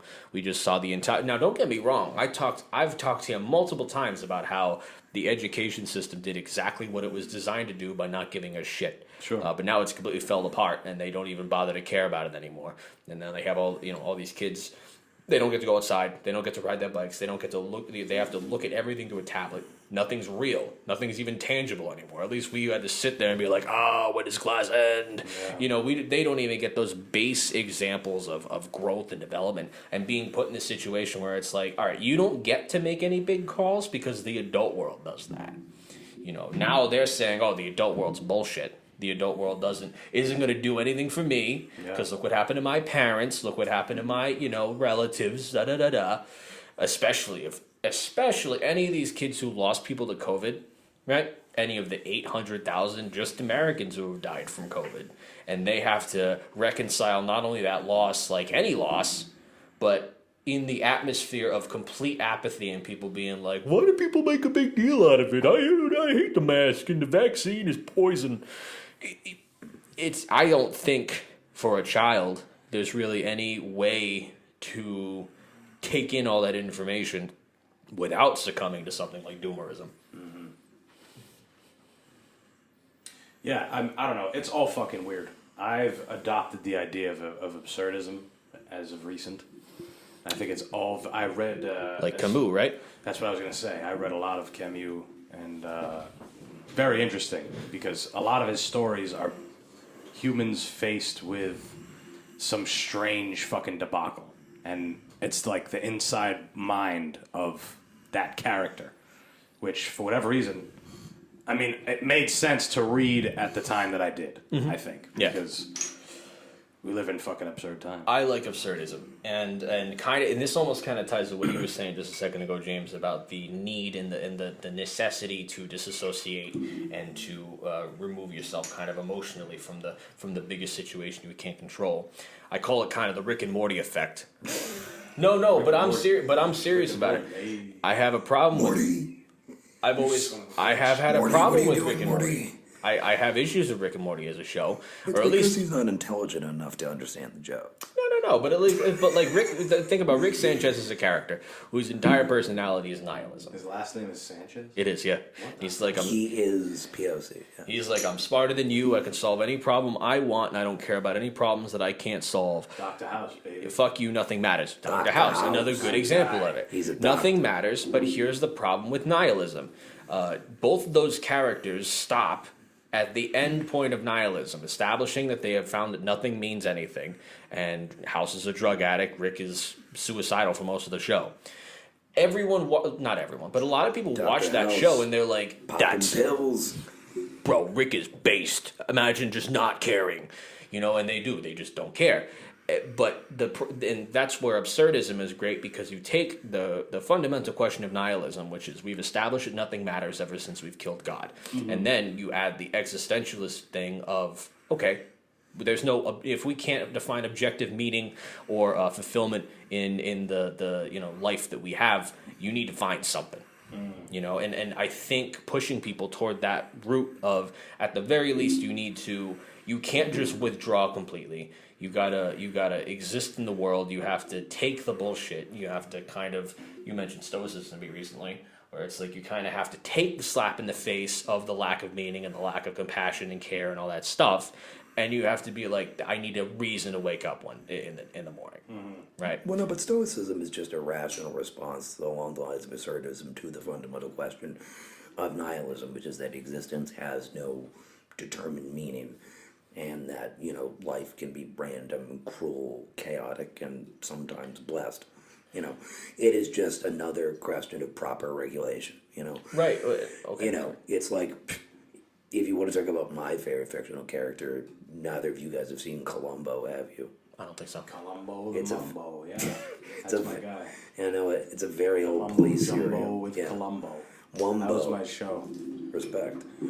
But keep going. Well, no, but it's like he operates in his role as a detective by working simply, morally, by solving the crimes. You know, he does his role and does his part to bring about a better world. And it's like, in times as absurd as these, I think that one rational and moral response is to do good in one's capacity. And I'm not saying that you've over-characterized what I said, but rather I didn't say it clearly enough. What I'm not saying is sort of completely deadening oneself. I'm just saying that, like, referring to the very literal emotional cycles that modern life gets out of us, of caring about this with the intensity. You know, because we've had, God, like, do you guys remember Coney? My guy, yeah. Yeah. No, it never existed. Almost a decade old now, you know. But when you watch that video the first time, at least if you were, like, of a certain mind and of a certain age, we're like, oh my God, we need to save Coney, we need to save those kids. Yeah, we need to save George Coney. Well, no, but I'm not kidding. But I know there were what you like mean. movements and went And then you went and viral. jerked off in your car like the guy who put it all together. Well, no, actually. Went to jail. No, he didn't jerk off in his car. He jerked off while swinging on a street pole. In public, yeah, it was on video. It was kind of Jacking it in embarrassing. San Diego. I remember the South Park episode. But it's like, that's what online does. That's what mass media does. There's a present emotional intensity to everything about COVID, about vaccines, about boosters, about masking, about everything, every new media cycle. That's what I'm saying distancing myself from.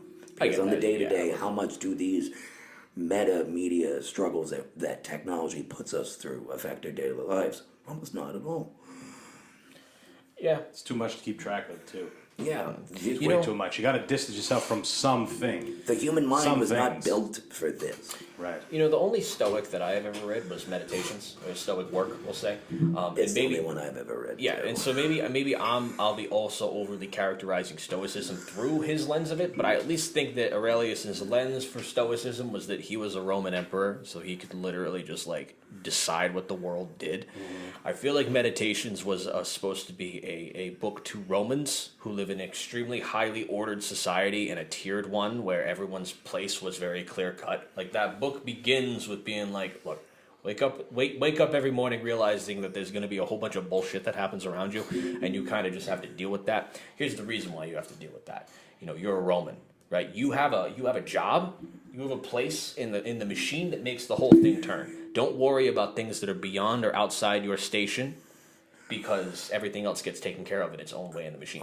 Honestly, it's like Marcus Aurelius was an alien emperor who grew up during a time of constant warfare, plague, and economic collapse, where the seeming golden age of life has ended and quality of life began to slip for people of a massive multinational military empire that, you know, no parallels with America whatsoever today. I think They were running out of stuff to conquer. I think what you said in your observation of what his lens was in saying that was that it could be a metaphor, depending on how you look at life in the world. It could be a metaphor for just living in general. You could say, hey, focus on what you're doing because the world is going to turn anyway. The world's going to and if you're doing something in the right motion, the world will figure it out for you, in a sense. Not necessarily true, but No, way to but sort interpret of necessarily true, because I say it specifically in the context of trust not only the happenings and the turning of time in the world, also trust in your society. Basically, what I think the thesis of all that was is that the Roman state is huge and it's got everything under control. People have jobs, they're going to do the job. The shit that bothers you, someone else's job is to take care of that. Focus, stay in your lane, do your job. If everyone does that, we have an orderly society. Nobody overly wants, because everybody has what they need. But here, what we're seeing in this other declining of the overall state of just what you go through in your life, we as Americans are finding it impossible or just comedic to try and put trust in our institutions. comedic's a good word. Yeah, Right, but I think in the Well, same because way... we've seen them break down and see how we've kind of been duped. on purpose. Right. Yeah, of I mean, the Romans in Aurelius' time also said also saw the imperial system began to fracture under revolts and plague and all that. But that's not the point. You can still take the moral and ethical impositions from Stoicism. The same way that neither of you are French colonialists in Algeria, nor are you sons of privilege like I'm pretty sure Camus was. Actually, I don't know whether the Camus was worthy, but Camus was like grew up as a colonial subject in Algeria who was a Frenchman, you know. Right. But you can still take the moral lessons from a system without analyzing it in the critical time context in the society that produced it. Another thing to be taken from that time is as big as the Roman Empire was, it was still not that far removed from a time when community and tribes was the way to think. Yeah, the idea of being a community, not this individual. Humans have lived longer working as a tribe, taking that approach, aside from the individualistic approach that we have now. I mean, it's because we live in the shadow of liberalism and all its Neoliberalism. well, no, but liberalism as a philosophical system, because Liberalism in the Matrix, the Enlightenment. Neo. I'm not kidding. There's like a new Matrix, liberalism, too. Yeah, you know, a remake of a sequel to a remake. I don't know. Can we lighten this motherfucker up? God Yeah, damn, my God brain damn. is working overtime. God damn. We're over here talking, thinking we got booze in us. What are we doing talking on a podcast in a cohesive way about a specific We're subject? saying What the too hell? much What and kind we're of? not saying enough. Too much what is did I being. say? No, just continue talking and drown out all audio channels at once. So this is impossible Too for you much to is edit. being And yes, said. keep talking. Not enough is being. Too much is being. I don't said. edit this anyway, so it's all right. Edit all this out. Too much is being said, and we're not saying enough. That's how we started. Look what we got here. Dog This shit. is good. We need more alcohol. 2 more hours. 2 more hours. So what else? Anything good happening? Anybody excited for anything? Like, I don't know. Well, what do we do, right? Well, because what if we sit here and be like, let's just cherry pick out all the things that made me smile. Let's year. analyze all of the things that have crushed us this year. Ever become anything? Today, on the 2-hour episode of the Smoking Simian, we celebrate how life is pointless and painful. Yeah. But why? But so why would people like this explore that type of statement? Because he's trying to lighten the mood. Yeah, and I'm making sure he fails. All I'm saying, I think a lot of people. Let's dwell on this bourgeois solipsism.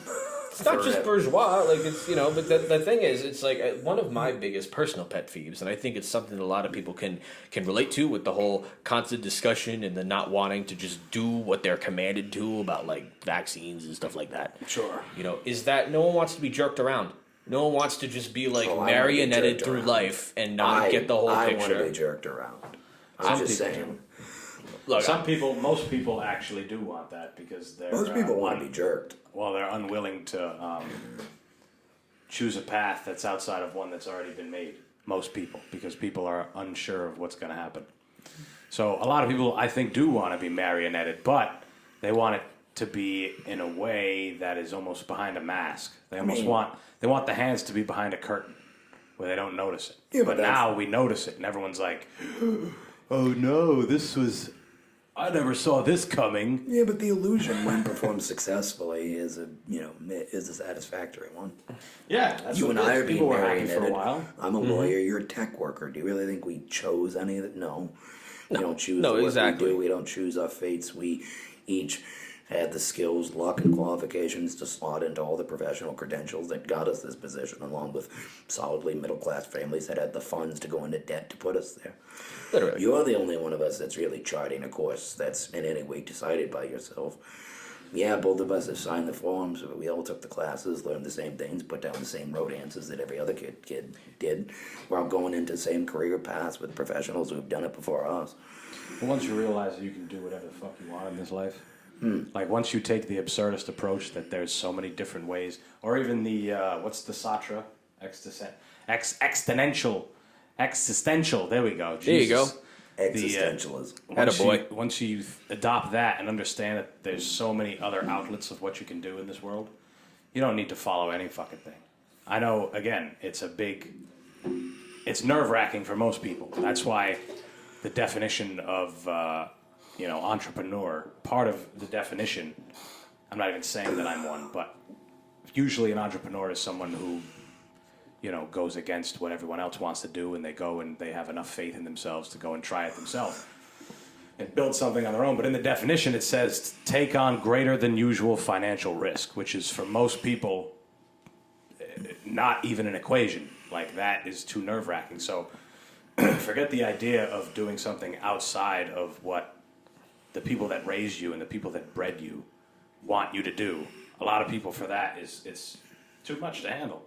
Plus the idea of knowing that anything at all is possible, even that is daunting. People are like, anything? Right. I can do fucking anything? People want a fucking path. Just to be the eternal pessimist, that the infinite potential possibility also includes many versions of failure. That's another big reason But you why can, people you don't can. pick I it. mean, well, but here's the problem, because that used to be part of the narrative. Look at Abraham Lincoln, failed at multiple different self-venture businesses before he ran for office. That is supposed to be part of the game. Here, as a contemporary American, you know, at any rung of the ladder, because everyone has a subsistence level. You're 1 or 2 bad days away from going like in the tubes, and we've designed it so that when you're in the tubes, you're not really coming out. Can't get out. That's what's different. Pull yourself up by your bootstraps. So what's everybody's And New get Year's out. resolution? Huh? Well, 1 or 2 days from disaster, you know. That's what Pulling up your bootstraps and getting out. Yeah. The tubes. Just keep. Why didn't you work hard enough? Yeah. Where'd you come from? You mean to tell me you couldn't work your way out of that? Come on, you can wheel yourself out of here. Right, but it's funny because there is some truth to that. But a lot of the times, the people that come from an impoverished environment or an environment that was set for them not to fail, most of the time, even the people that try, most of them fail. Like, and it's fucking unfortunate. But that's why I drink. That's why we pour up the redemption rye and we sing Bye Bye Miss American Pie. Boom. How's that for bars?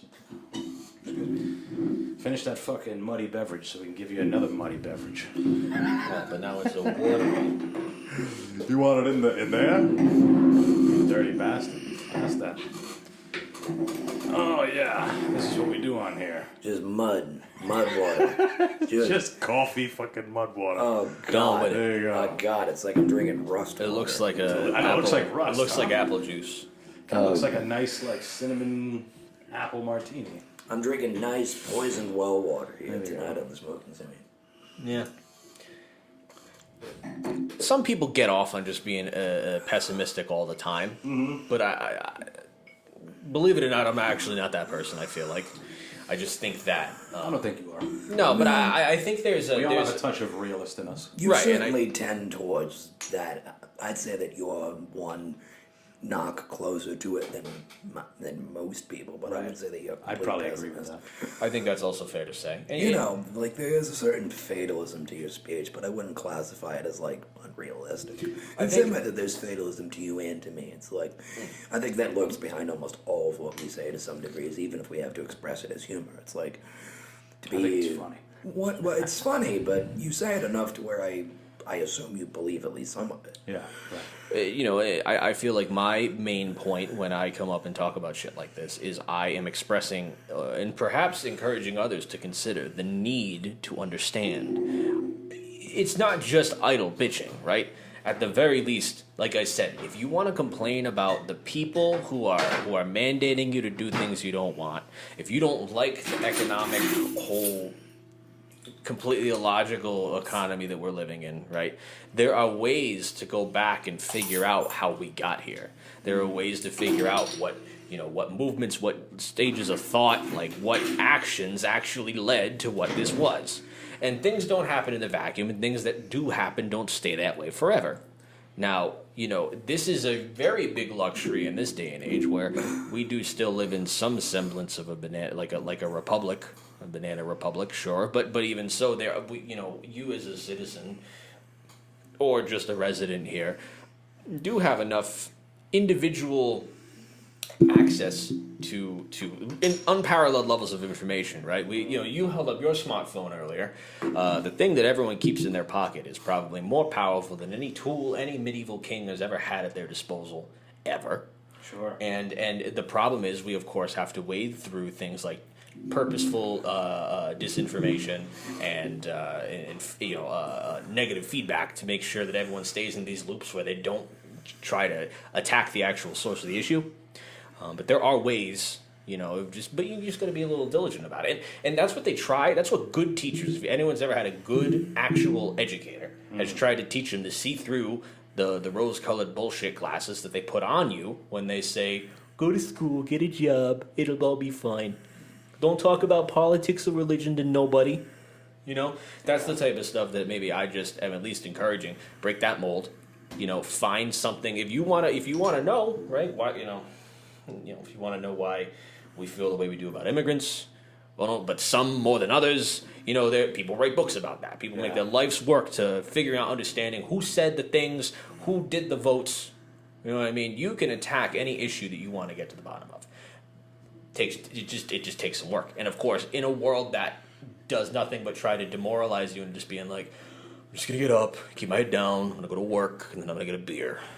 Yeah, but it's tough to do that. Okay, so you know all that information. You can understand the through lines of history, thought, philosophy, and all the things that led us here. You can understand that, right? But when you, as an individual, are confronted with the reality of that information, you're not forgetting the next part, that there's a very rational response into viewing the world. Get up, get a beer, go to sleep. Yeah. Please tell me, as someone who knows all of that information, who, if I had an hour's time, could pretty decently accurately chart the philosophical, material, spiritual trajectories that got us into this present moment as who we are specifically, all that doesn't change the fact that I still get to do it the next day. And I think that's the other coin flip that we also need to touch on. Yes, you can know all this information. Yes, you can understand it. Yes, you can break through the mold intellectually. But I think out of the three of us, you're the closest to charting the path into breaking out a life that's beyond the structures of the system. Because it really is, it's one thing to discuss these ideas intellectually, but to put it into any meaningful practice. That's why I say that there's oftentimes, a limit to how much you know. Or rather, there's a limit to the utility of what you know. I'm not saying that you shouldn't learn this. I'm just saying that, my response to that would be, okay, so yes, I do know this, but how would I intellectually make sense of having to go up and on the day-to-day still live within that system as a subject of it? Because my individual knowledge of the system's falseness is important, and it avoids me from doing things, but that itself does not change the fact that this is still the system that I live under and will, presumably, for the future. Right. And then when you get to that thought, right, that's what you were talking about before, about when you hyperfixate on that end point, and then you get down on yourself because of that part of it. That's the part to try to avoid. And that's the part where your philosophical answer can come in. Yeah, but you can also translate these things to actions. But the thing is, it's kind of hard. Everyone has their own path that they have to trace for themselves. Right. How they could be at peace with the world as far as they themselves exist in it. Well, the practicality of taking the time to go ahead and research why we think about the things that we think about, it doesn't really exist. Most people don't want to take the time. They want to read a headline and regurgitate it to the guy at the water cooler. That's what most people want to fucking do, whether they think it or not. I'm fortunate enough where I have some kind of a platform where I can speak to people that'll give me a different kind of insight on different things. But, again, it's, like you said, having a teacher, having someone that'll actually tell you, a good fucking teacher, it's the biggest advocate. You even listen to businessmen and that type of thing. They all say mentor. Mentor is the fucking... That's the key. They all say, I wish I had a mentor, I wouldn't have made as many fucking mistakes. Mm-hmm. So, that's the same shit. If you can find if you're interested in something, and interested in maybe, I don't know, why we call marijuana, or why certain drugs became demonized and all these type of things, and then you break it down, you almost get it better from, it's not almost, you do get it better from an expert, someone that's already done the research. All you need to do is find that person and have a conversation, which is tough. I mean, for most people, they don't have the means. Like, I just happen to be like, hey, I have a podcast, let's talk about fucking neuroscience. Let's talk about Native American culture and what happened. I can do that. But some people, it's like, oh, how do I go about it? Research. I don't want to do that. That's basically what it is. Or some people's research involves going on 8chan and thinking that a guy posting there works with the president. Right. Well, and then it's like, right, go, public libraries, while they're still a thing, before the government tries to be like, oh, we don't need them. You know, Fahrenheit 451, baby. get yourself a library card. I mean, you know what a big threat of book is. Maybe if it right? takes you months, to read a certain book, and that's just how busy you are. That's how much you can invest in it. As long as you find something, because I can't tell any one person what they can get passion for, what would energize them to know Can't better. tell you, can't tell me, can't tell anything. This past year, we're talking a lot about reading. This past year, I made it a point to read because What have you read? Oh man, I read a bunch of Camus. I read a couple what did I read? I read The Richest Man in Babylon, Think and Grow Rich. Some interesting stuff. I got a couple new books, but I think I read. I think it was Abe Lincoln, where it's like I think he said, being able to read and not using that is the same as being blind or something like that. Like it's you just fucking squandering, and it's true. Most people don't take the time to read because school put a bad taste in their mouth about reading. Because On purpose. even if they gave you a length 20 books that you could pick from, you needed to read 2 in summer reading. You're like, these all suck. They all suck. None of them were relatable. None of Yeah. them were speaking to what we were going through at that time of life. It didn't seem like it had any place. Didn't have any place in our lives. And most importantly, above all that, something that I found when it comes to reading is you'll be more engaged. You'll read an 800-page book if it's something that you're interested in. Right. Like you could have that whole 20 list. You might not like any of it because none of it sounds interesting to you. If all you think about all day is cars, if you want to be a mechanic one day, and there's not something on there about a car or a documentary about Ford or some shit, you're not going to be interested. So your whole life, you're just going to go about fucking, you're going to assume that reading is a task and you have to, when you could actually find things that are at very least interesting. Like Right. it doesn't even need to be research. And if you're thinking, I didn't like any of this stuff, it's really not my thing. Honestly, if you did hate school, right, and you were against all just being told what to do and all the bullshit, and just like you actually going out and finding a thing that interests you and becoming educated on it, honestly spits in the face of that whole process because it was designed to make this type of self-study unattractive. Right. Just make reading like a useless activity. But I feel like, just like you're saying, I feel like anybody who really got big on reading, especially like in their young adulthood, I have met very few people who actually regretted trying to do that.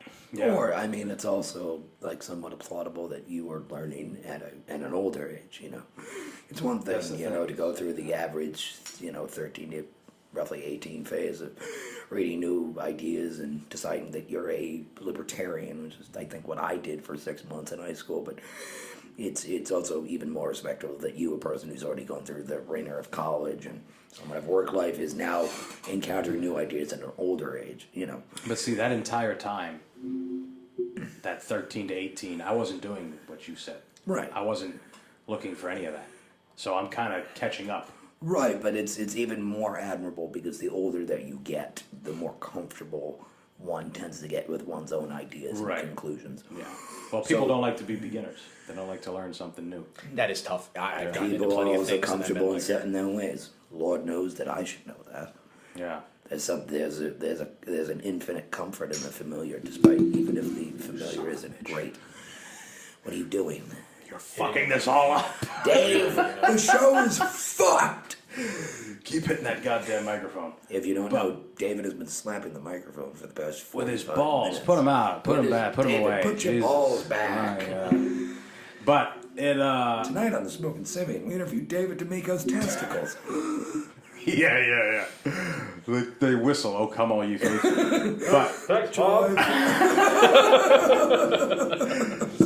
But, no, I mean, being too old to learn something is literally a fucking myth. Like, John Larkin, who was supposed to be here tonight, he passed away in a car accident. R.I.P. John. John Larkin, I do that all the time.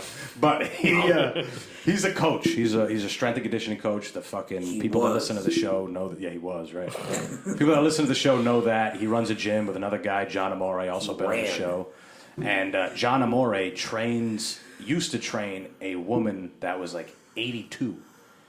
Deadlifting and like doing farmer fucking walks, whatever they're called, where you hold heavy shit. You walk God. like an old ass woman. What do you need to take a piss? No, it's like a general. Oh, no. We've been going like an hour and a half. Gertrude kicked the shit out of Barbara at the latest church lunch, and I don't know what happened. Yeah. But when I tell you Gertrude pile-drived Barbara into the ground... But I know, yoked-ass grandma. But even my grandmother, at one point, she wanted to learn how to use a fucking computer. And she's, 85 from Italy. They don't know what computers are in Italy. Even still today. I think they only I think the telephone only got to Italy, last year. Yeah. They just got public bathrooms. I want to say they invented plumbing in, 70s. They adopted Yeah, just fucking the indoor year plumbing. 70s. Do you know what the biggest problem with the Polish submarine program was? What they kept opening the screen doors. It's also Poland. They don't have a... Are they landlocked, Poland? No. Yeah, that's the other big flaw with the program. The submarine. They never tested them underwater. No. No, I Which is think why Danzig they- was a port city. I forgot about, but Oh, David, that got a little. David, That stop gets a it. little testy. you're being rude to me. I think a lot of people... So isn't Danzig German now? Yeah, why not? Didn't the Krauts have it? Well, I mean, the Krauts like taking Polish things. Yes. Isn't it funny how we can say Krauts, but there's other ones you can't say? Thank God we can say Krauts. I mean, I'm sure there's kinda deserve it, right? somebody's gonna argue none of it's good. Right, of course. We can say all the Italian ones. Ginzo. Not that you deserve it. Spend all your time being racist and Irish. Drinking. Look, You gonna beat your wife later too? gonna become a cop in South Boston? this is rude. You've This been is rude to me. murder. You're being rude. Yeah, but I'm the only one of us that speaks Italian, so Right. yeah. I think a lot of people So I fumble to you too, buddy. People have something called burnout, but I don't think it comes from working too much. I think it comes from working too much on shit that isn't conducive to the type of person you are, isn't conducive to the type of life you want to live. I think that is what burns people out. It's not necessarily work. It's working on the wrong things, working on the things that are kind of, I don't know, you're doing it for a reason rather than just you liking it. There's a reason outside of you liking You it. weren't burnt out doing this day in, day out? No. Really? I mean, it's tiring. This past week, I did an episode every day for fucking Christmas. Yeah. It's tiring, but that shit is true when people say, you like what you do, you don't work a day in your life. Like I do a bunch of traveling for comedy and shit. Not like I'm going all over the place, but a week ago or 2 weeks ago, I did an open mic in Somerville, Massachusetts, and I had to take a train from here, and then I took a fucking subway and then a bus. Like it was a whole bunch of shit, but none of that shit bothered me because Paisan, I remember another time when you went to a comedy special and you... Paisan, says old Finnegan. Continue. Hey, my mother is a Fiore, okay? I at least get Henry Hill. And anyway, I guess that's true. I get Henry Hill. And you know what? He's your cousin, right? No. It was my grandpa's cousin. And he was Italian. Right. So I'm sorry, he killed people for patriarchy. That makes me honorary Italian American. Anyways, you missed the train? Right, with you. No. We got on the wrong train. And then we stood out in the cold for 20 minutes. Baby. That was great.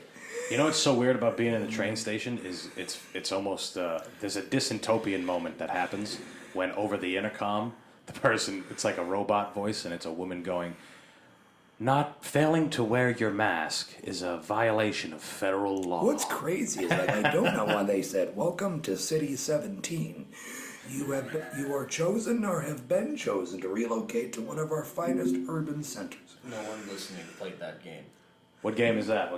You mean to tell me that virgins don't listen to the Smoking Simian? There's got to be a couple. There Right, has to but be a couple the ones that virgins. don't play video games besides Call of Duty and FIFA.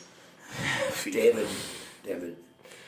Look, Hey, hit or miss. I guess. they Not never to get miss. political about this, he's gonna lose his for fucking love of mind. fuck. But when you mentioned when you mentioned burnout, I mean, it was Marx who identified that the very people who have livelihoods and people who have to dedicate most of their lives to their jobs require fulfillment. The lack of fulfillment in their work is called alienation.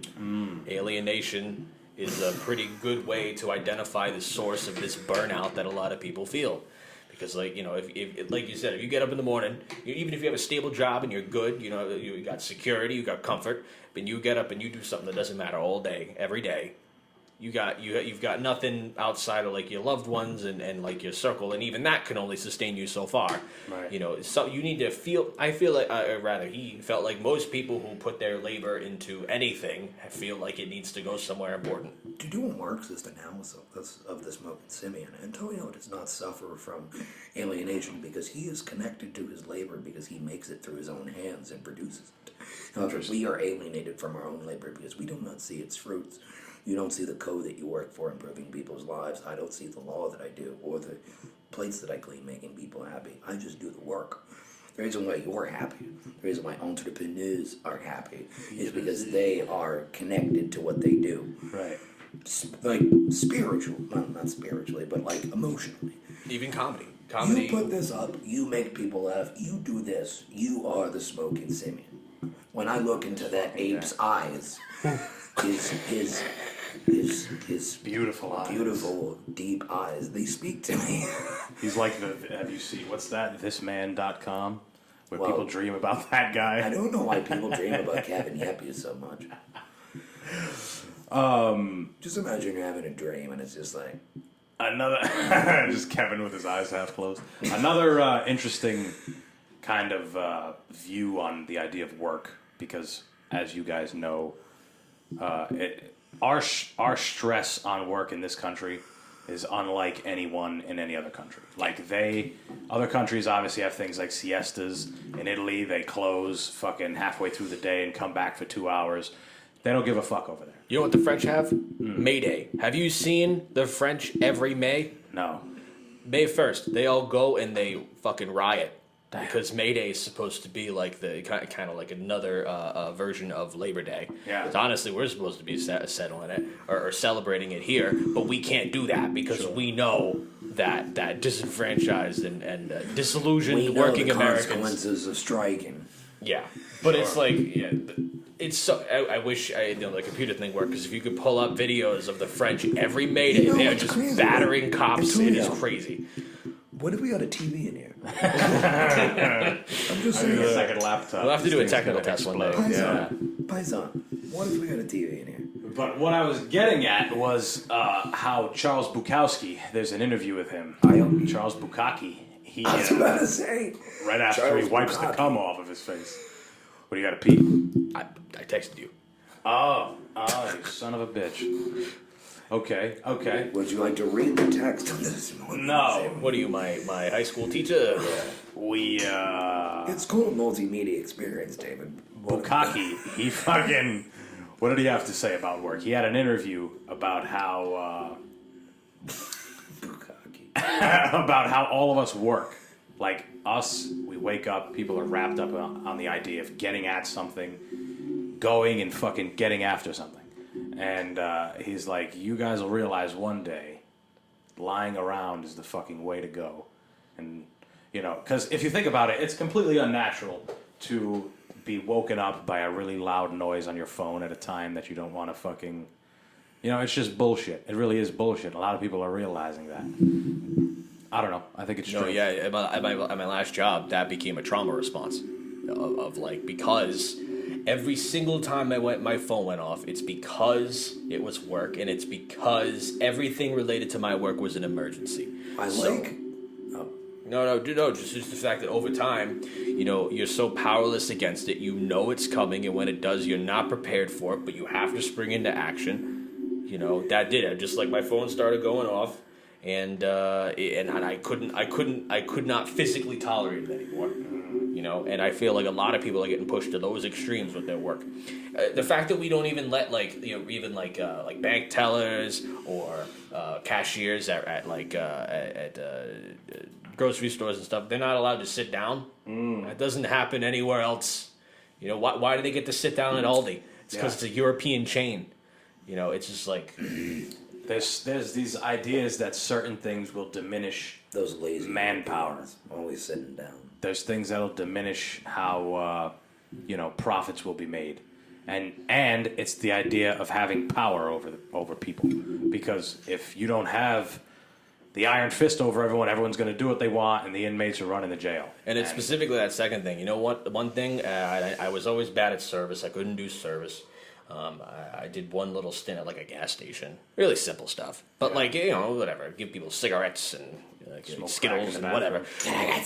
Literally first day, I had to kick someone out for that. But I need cigarettes. every single day they would drop off any donuts cigarettes? and they would drop off sandwiches and bagels, all that stuff. And every day we had to throw all that shit out at the end of the day. Yeah. You know, you can't sell day afters for cheaper. You can't donate the food. Bullshit. I talked to my supervisor. There's I'm a like, special what? kind of feeling comes when you throw away an entire piece of veal coated in like, presumably like an animal died for that. You just throw out buckets of it at night because people eat half of it. They do it at Whole Foods. Like, they don't even wait for the thing to expire. They just throw it all in And the people dumpster. wonder why it's 60 in December. Even more sinister than that are the clothing companies that burn their clothes rather than giving it away to fucking homeless children. Yeah. You know that? Abercrombie and Fitch, because the guy felt like that fat people weren't allowed to wear his clothes, Yeah. poor people weren't allowed to wear his clothes.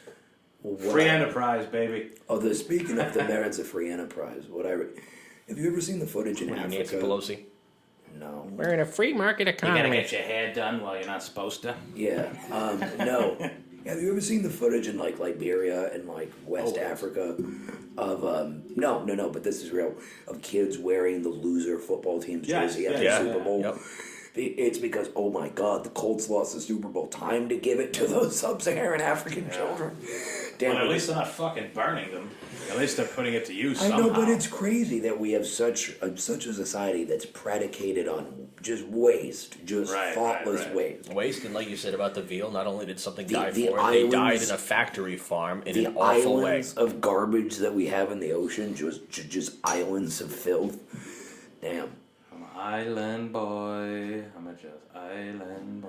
Yeah. Yeah, But- no, it's. I mean, there's more humans on the planet than there's ever been. So, and there's more modernized production systems than there's ever been.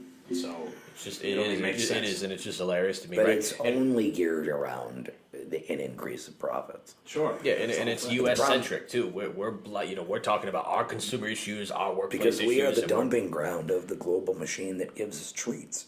Right. Pretty much right, and it is, and it's just like it's going to be worse in any other country that's not here. It's why And we except- have 3 different brands of liquor here. Yeah. Pretty much. Is there really that much of a discernible difference between Allagash White and Fat? No. God no. No. But it's like you walk into a liquor store and you have how many choices of just Southern whiskey? You know? But then there's the old what's the C word? Pro-capitalistic view of the idea that hey, there's no progression without any of this. There's no humans wouldn't have made all things that actually do benefit us as humans. To quote the famous philosophical work Jurassic Park, the people that make all these products always ask if they could, but they never ask if they should. It is progress. point.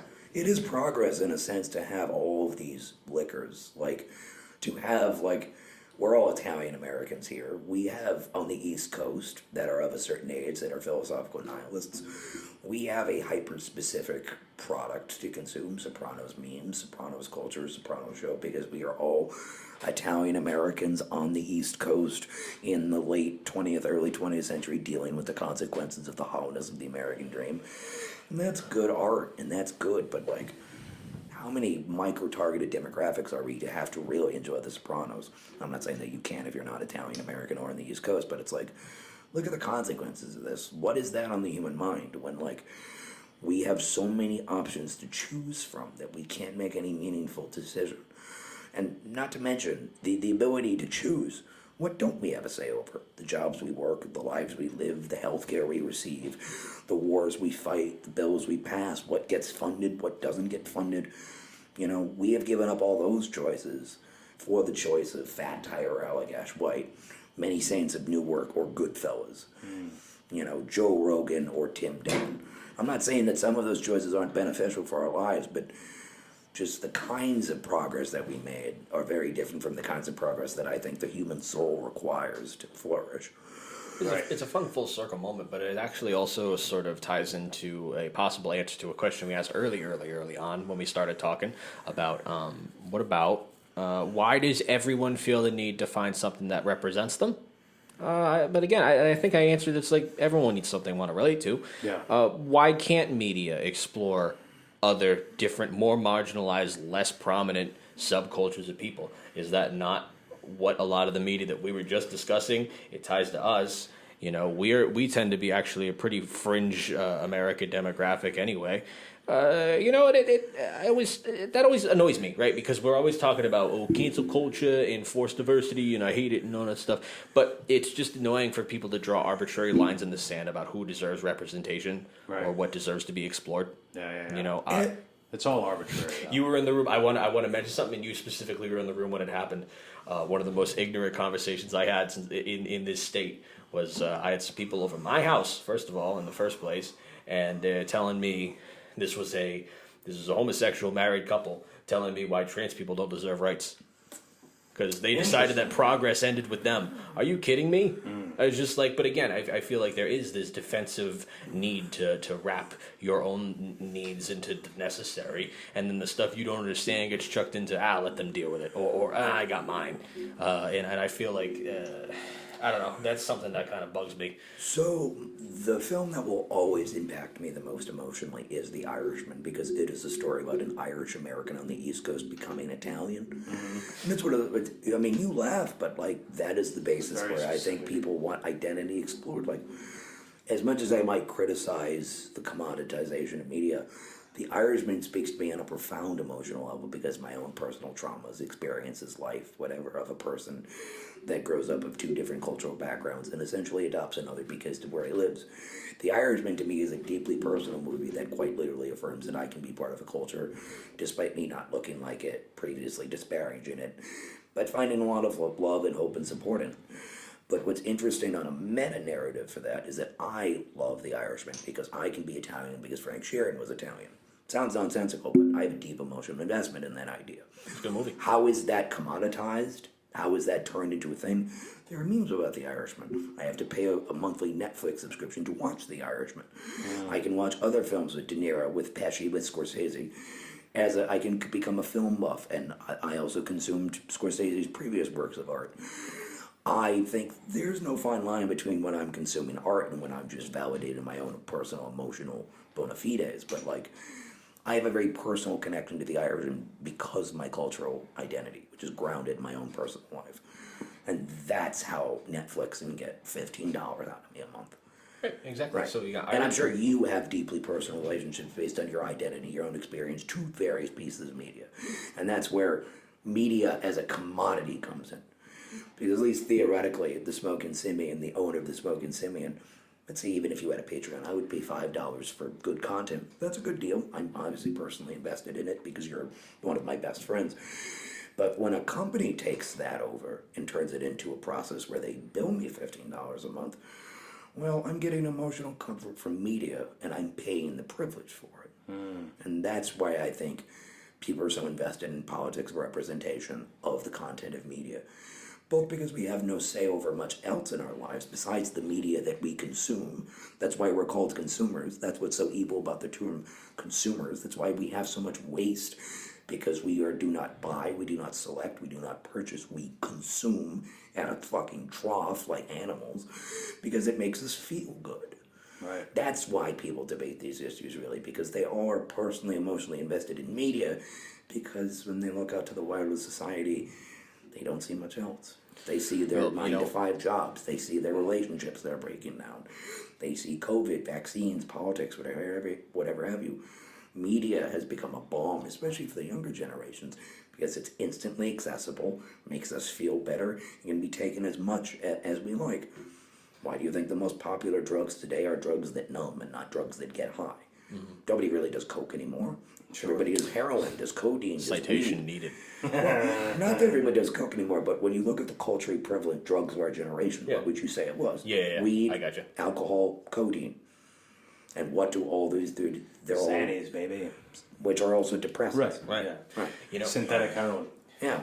But to the even kind of outside of that, well, not even outside of the media, but like everything you just identified about the Irishman is an American success story. If we're being honest, Irish Americans, Italian Americans, Portuguese Americans, all of them, marginalized groups who, when they were immigrating to the country, were subject to quota immigration, ridiculous amounts of racism, and I'm pretty sure all across the board, like awful stuff, like just political violence and mass killings. The Americans spat on my grandfather when he got off the boat. And now they don't. From Dublin. Yeah. Right, so realistically, I'm just sitting here and I'm like, why do we look at other groups and like a big? Of course, they're like a big unknown. We worry about what is unknown. Yeah. But why are we not offering other groups an avenue in to that same level of? It just takes having an economic base. So one of the funny cultures. Oh, you son of a bitch! I was kind of saying people don't like to say that they're wrong. No. That's why it took so long for all the. I mean, you were talking about it the other day. All the drugs that were once demonized by Nixon, one of them being marijuana now, the biggest one.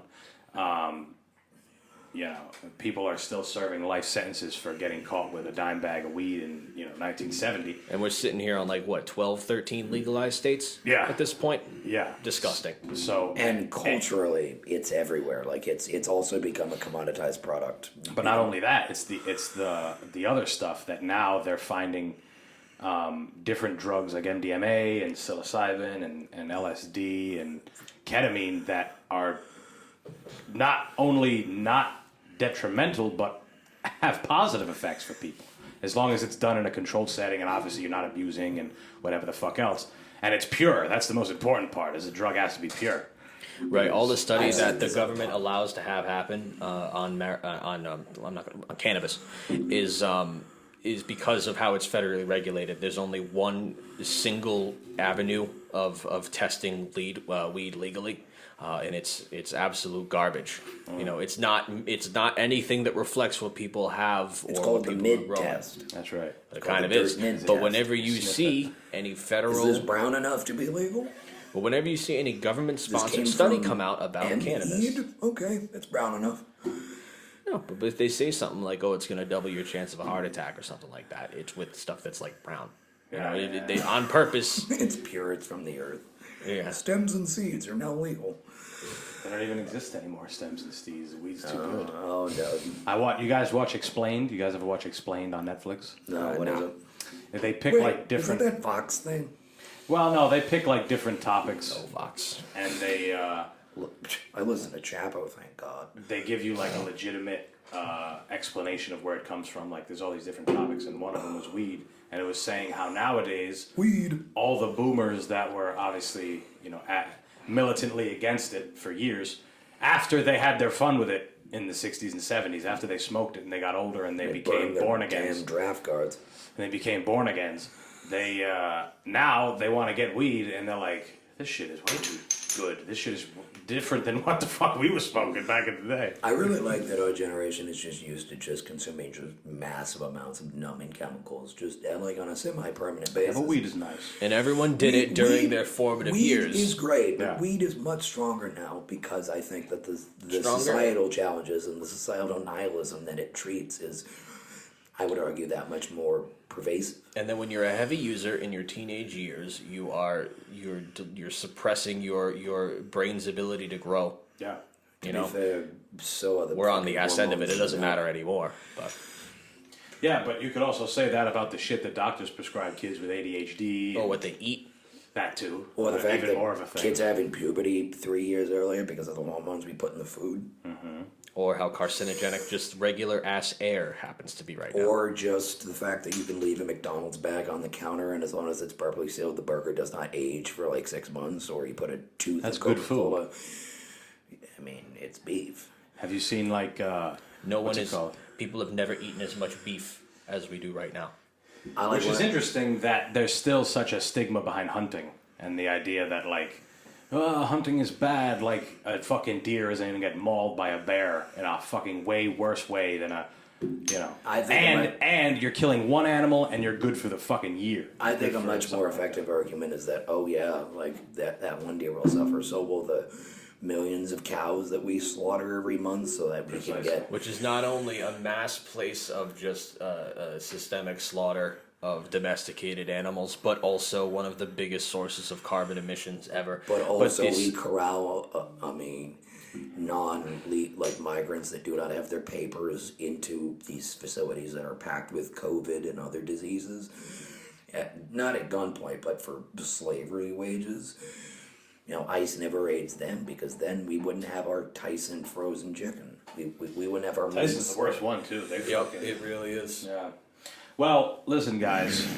This was splendid. We got to wrap this thing up because we got to go get more hammered after this. We have to go get more. As bad as I wanted to make this my biggest episode ever, we still had a phenomenal time. And even though we missed out on Johnny Larkin, we'll do it again at some other point in time when Dave comes back in 18 months. Accurate time frame. Yeah. I don't know. I mean, I guess that's it. This is the last episode of the fucking year, so that's pretty cool. Hope you guys had a Merry Christmas. 2021, it's been a whole hoot and holler. I won't miss you. That's I hope you celebrated the savior of mankind's birth this Christmas. 2022 is fucking coming up. Guys, thank you so much for listening. Thank you for a great year.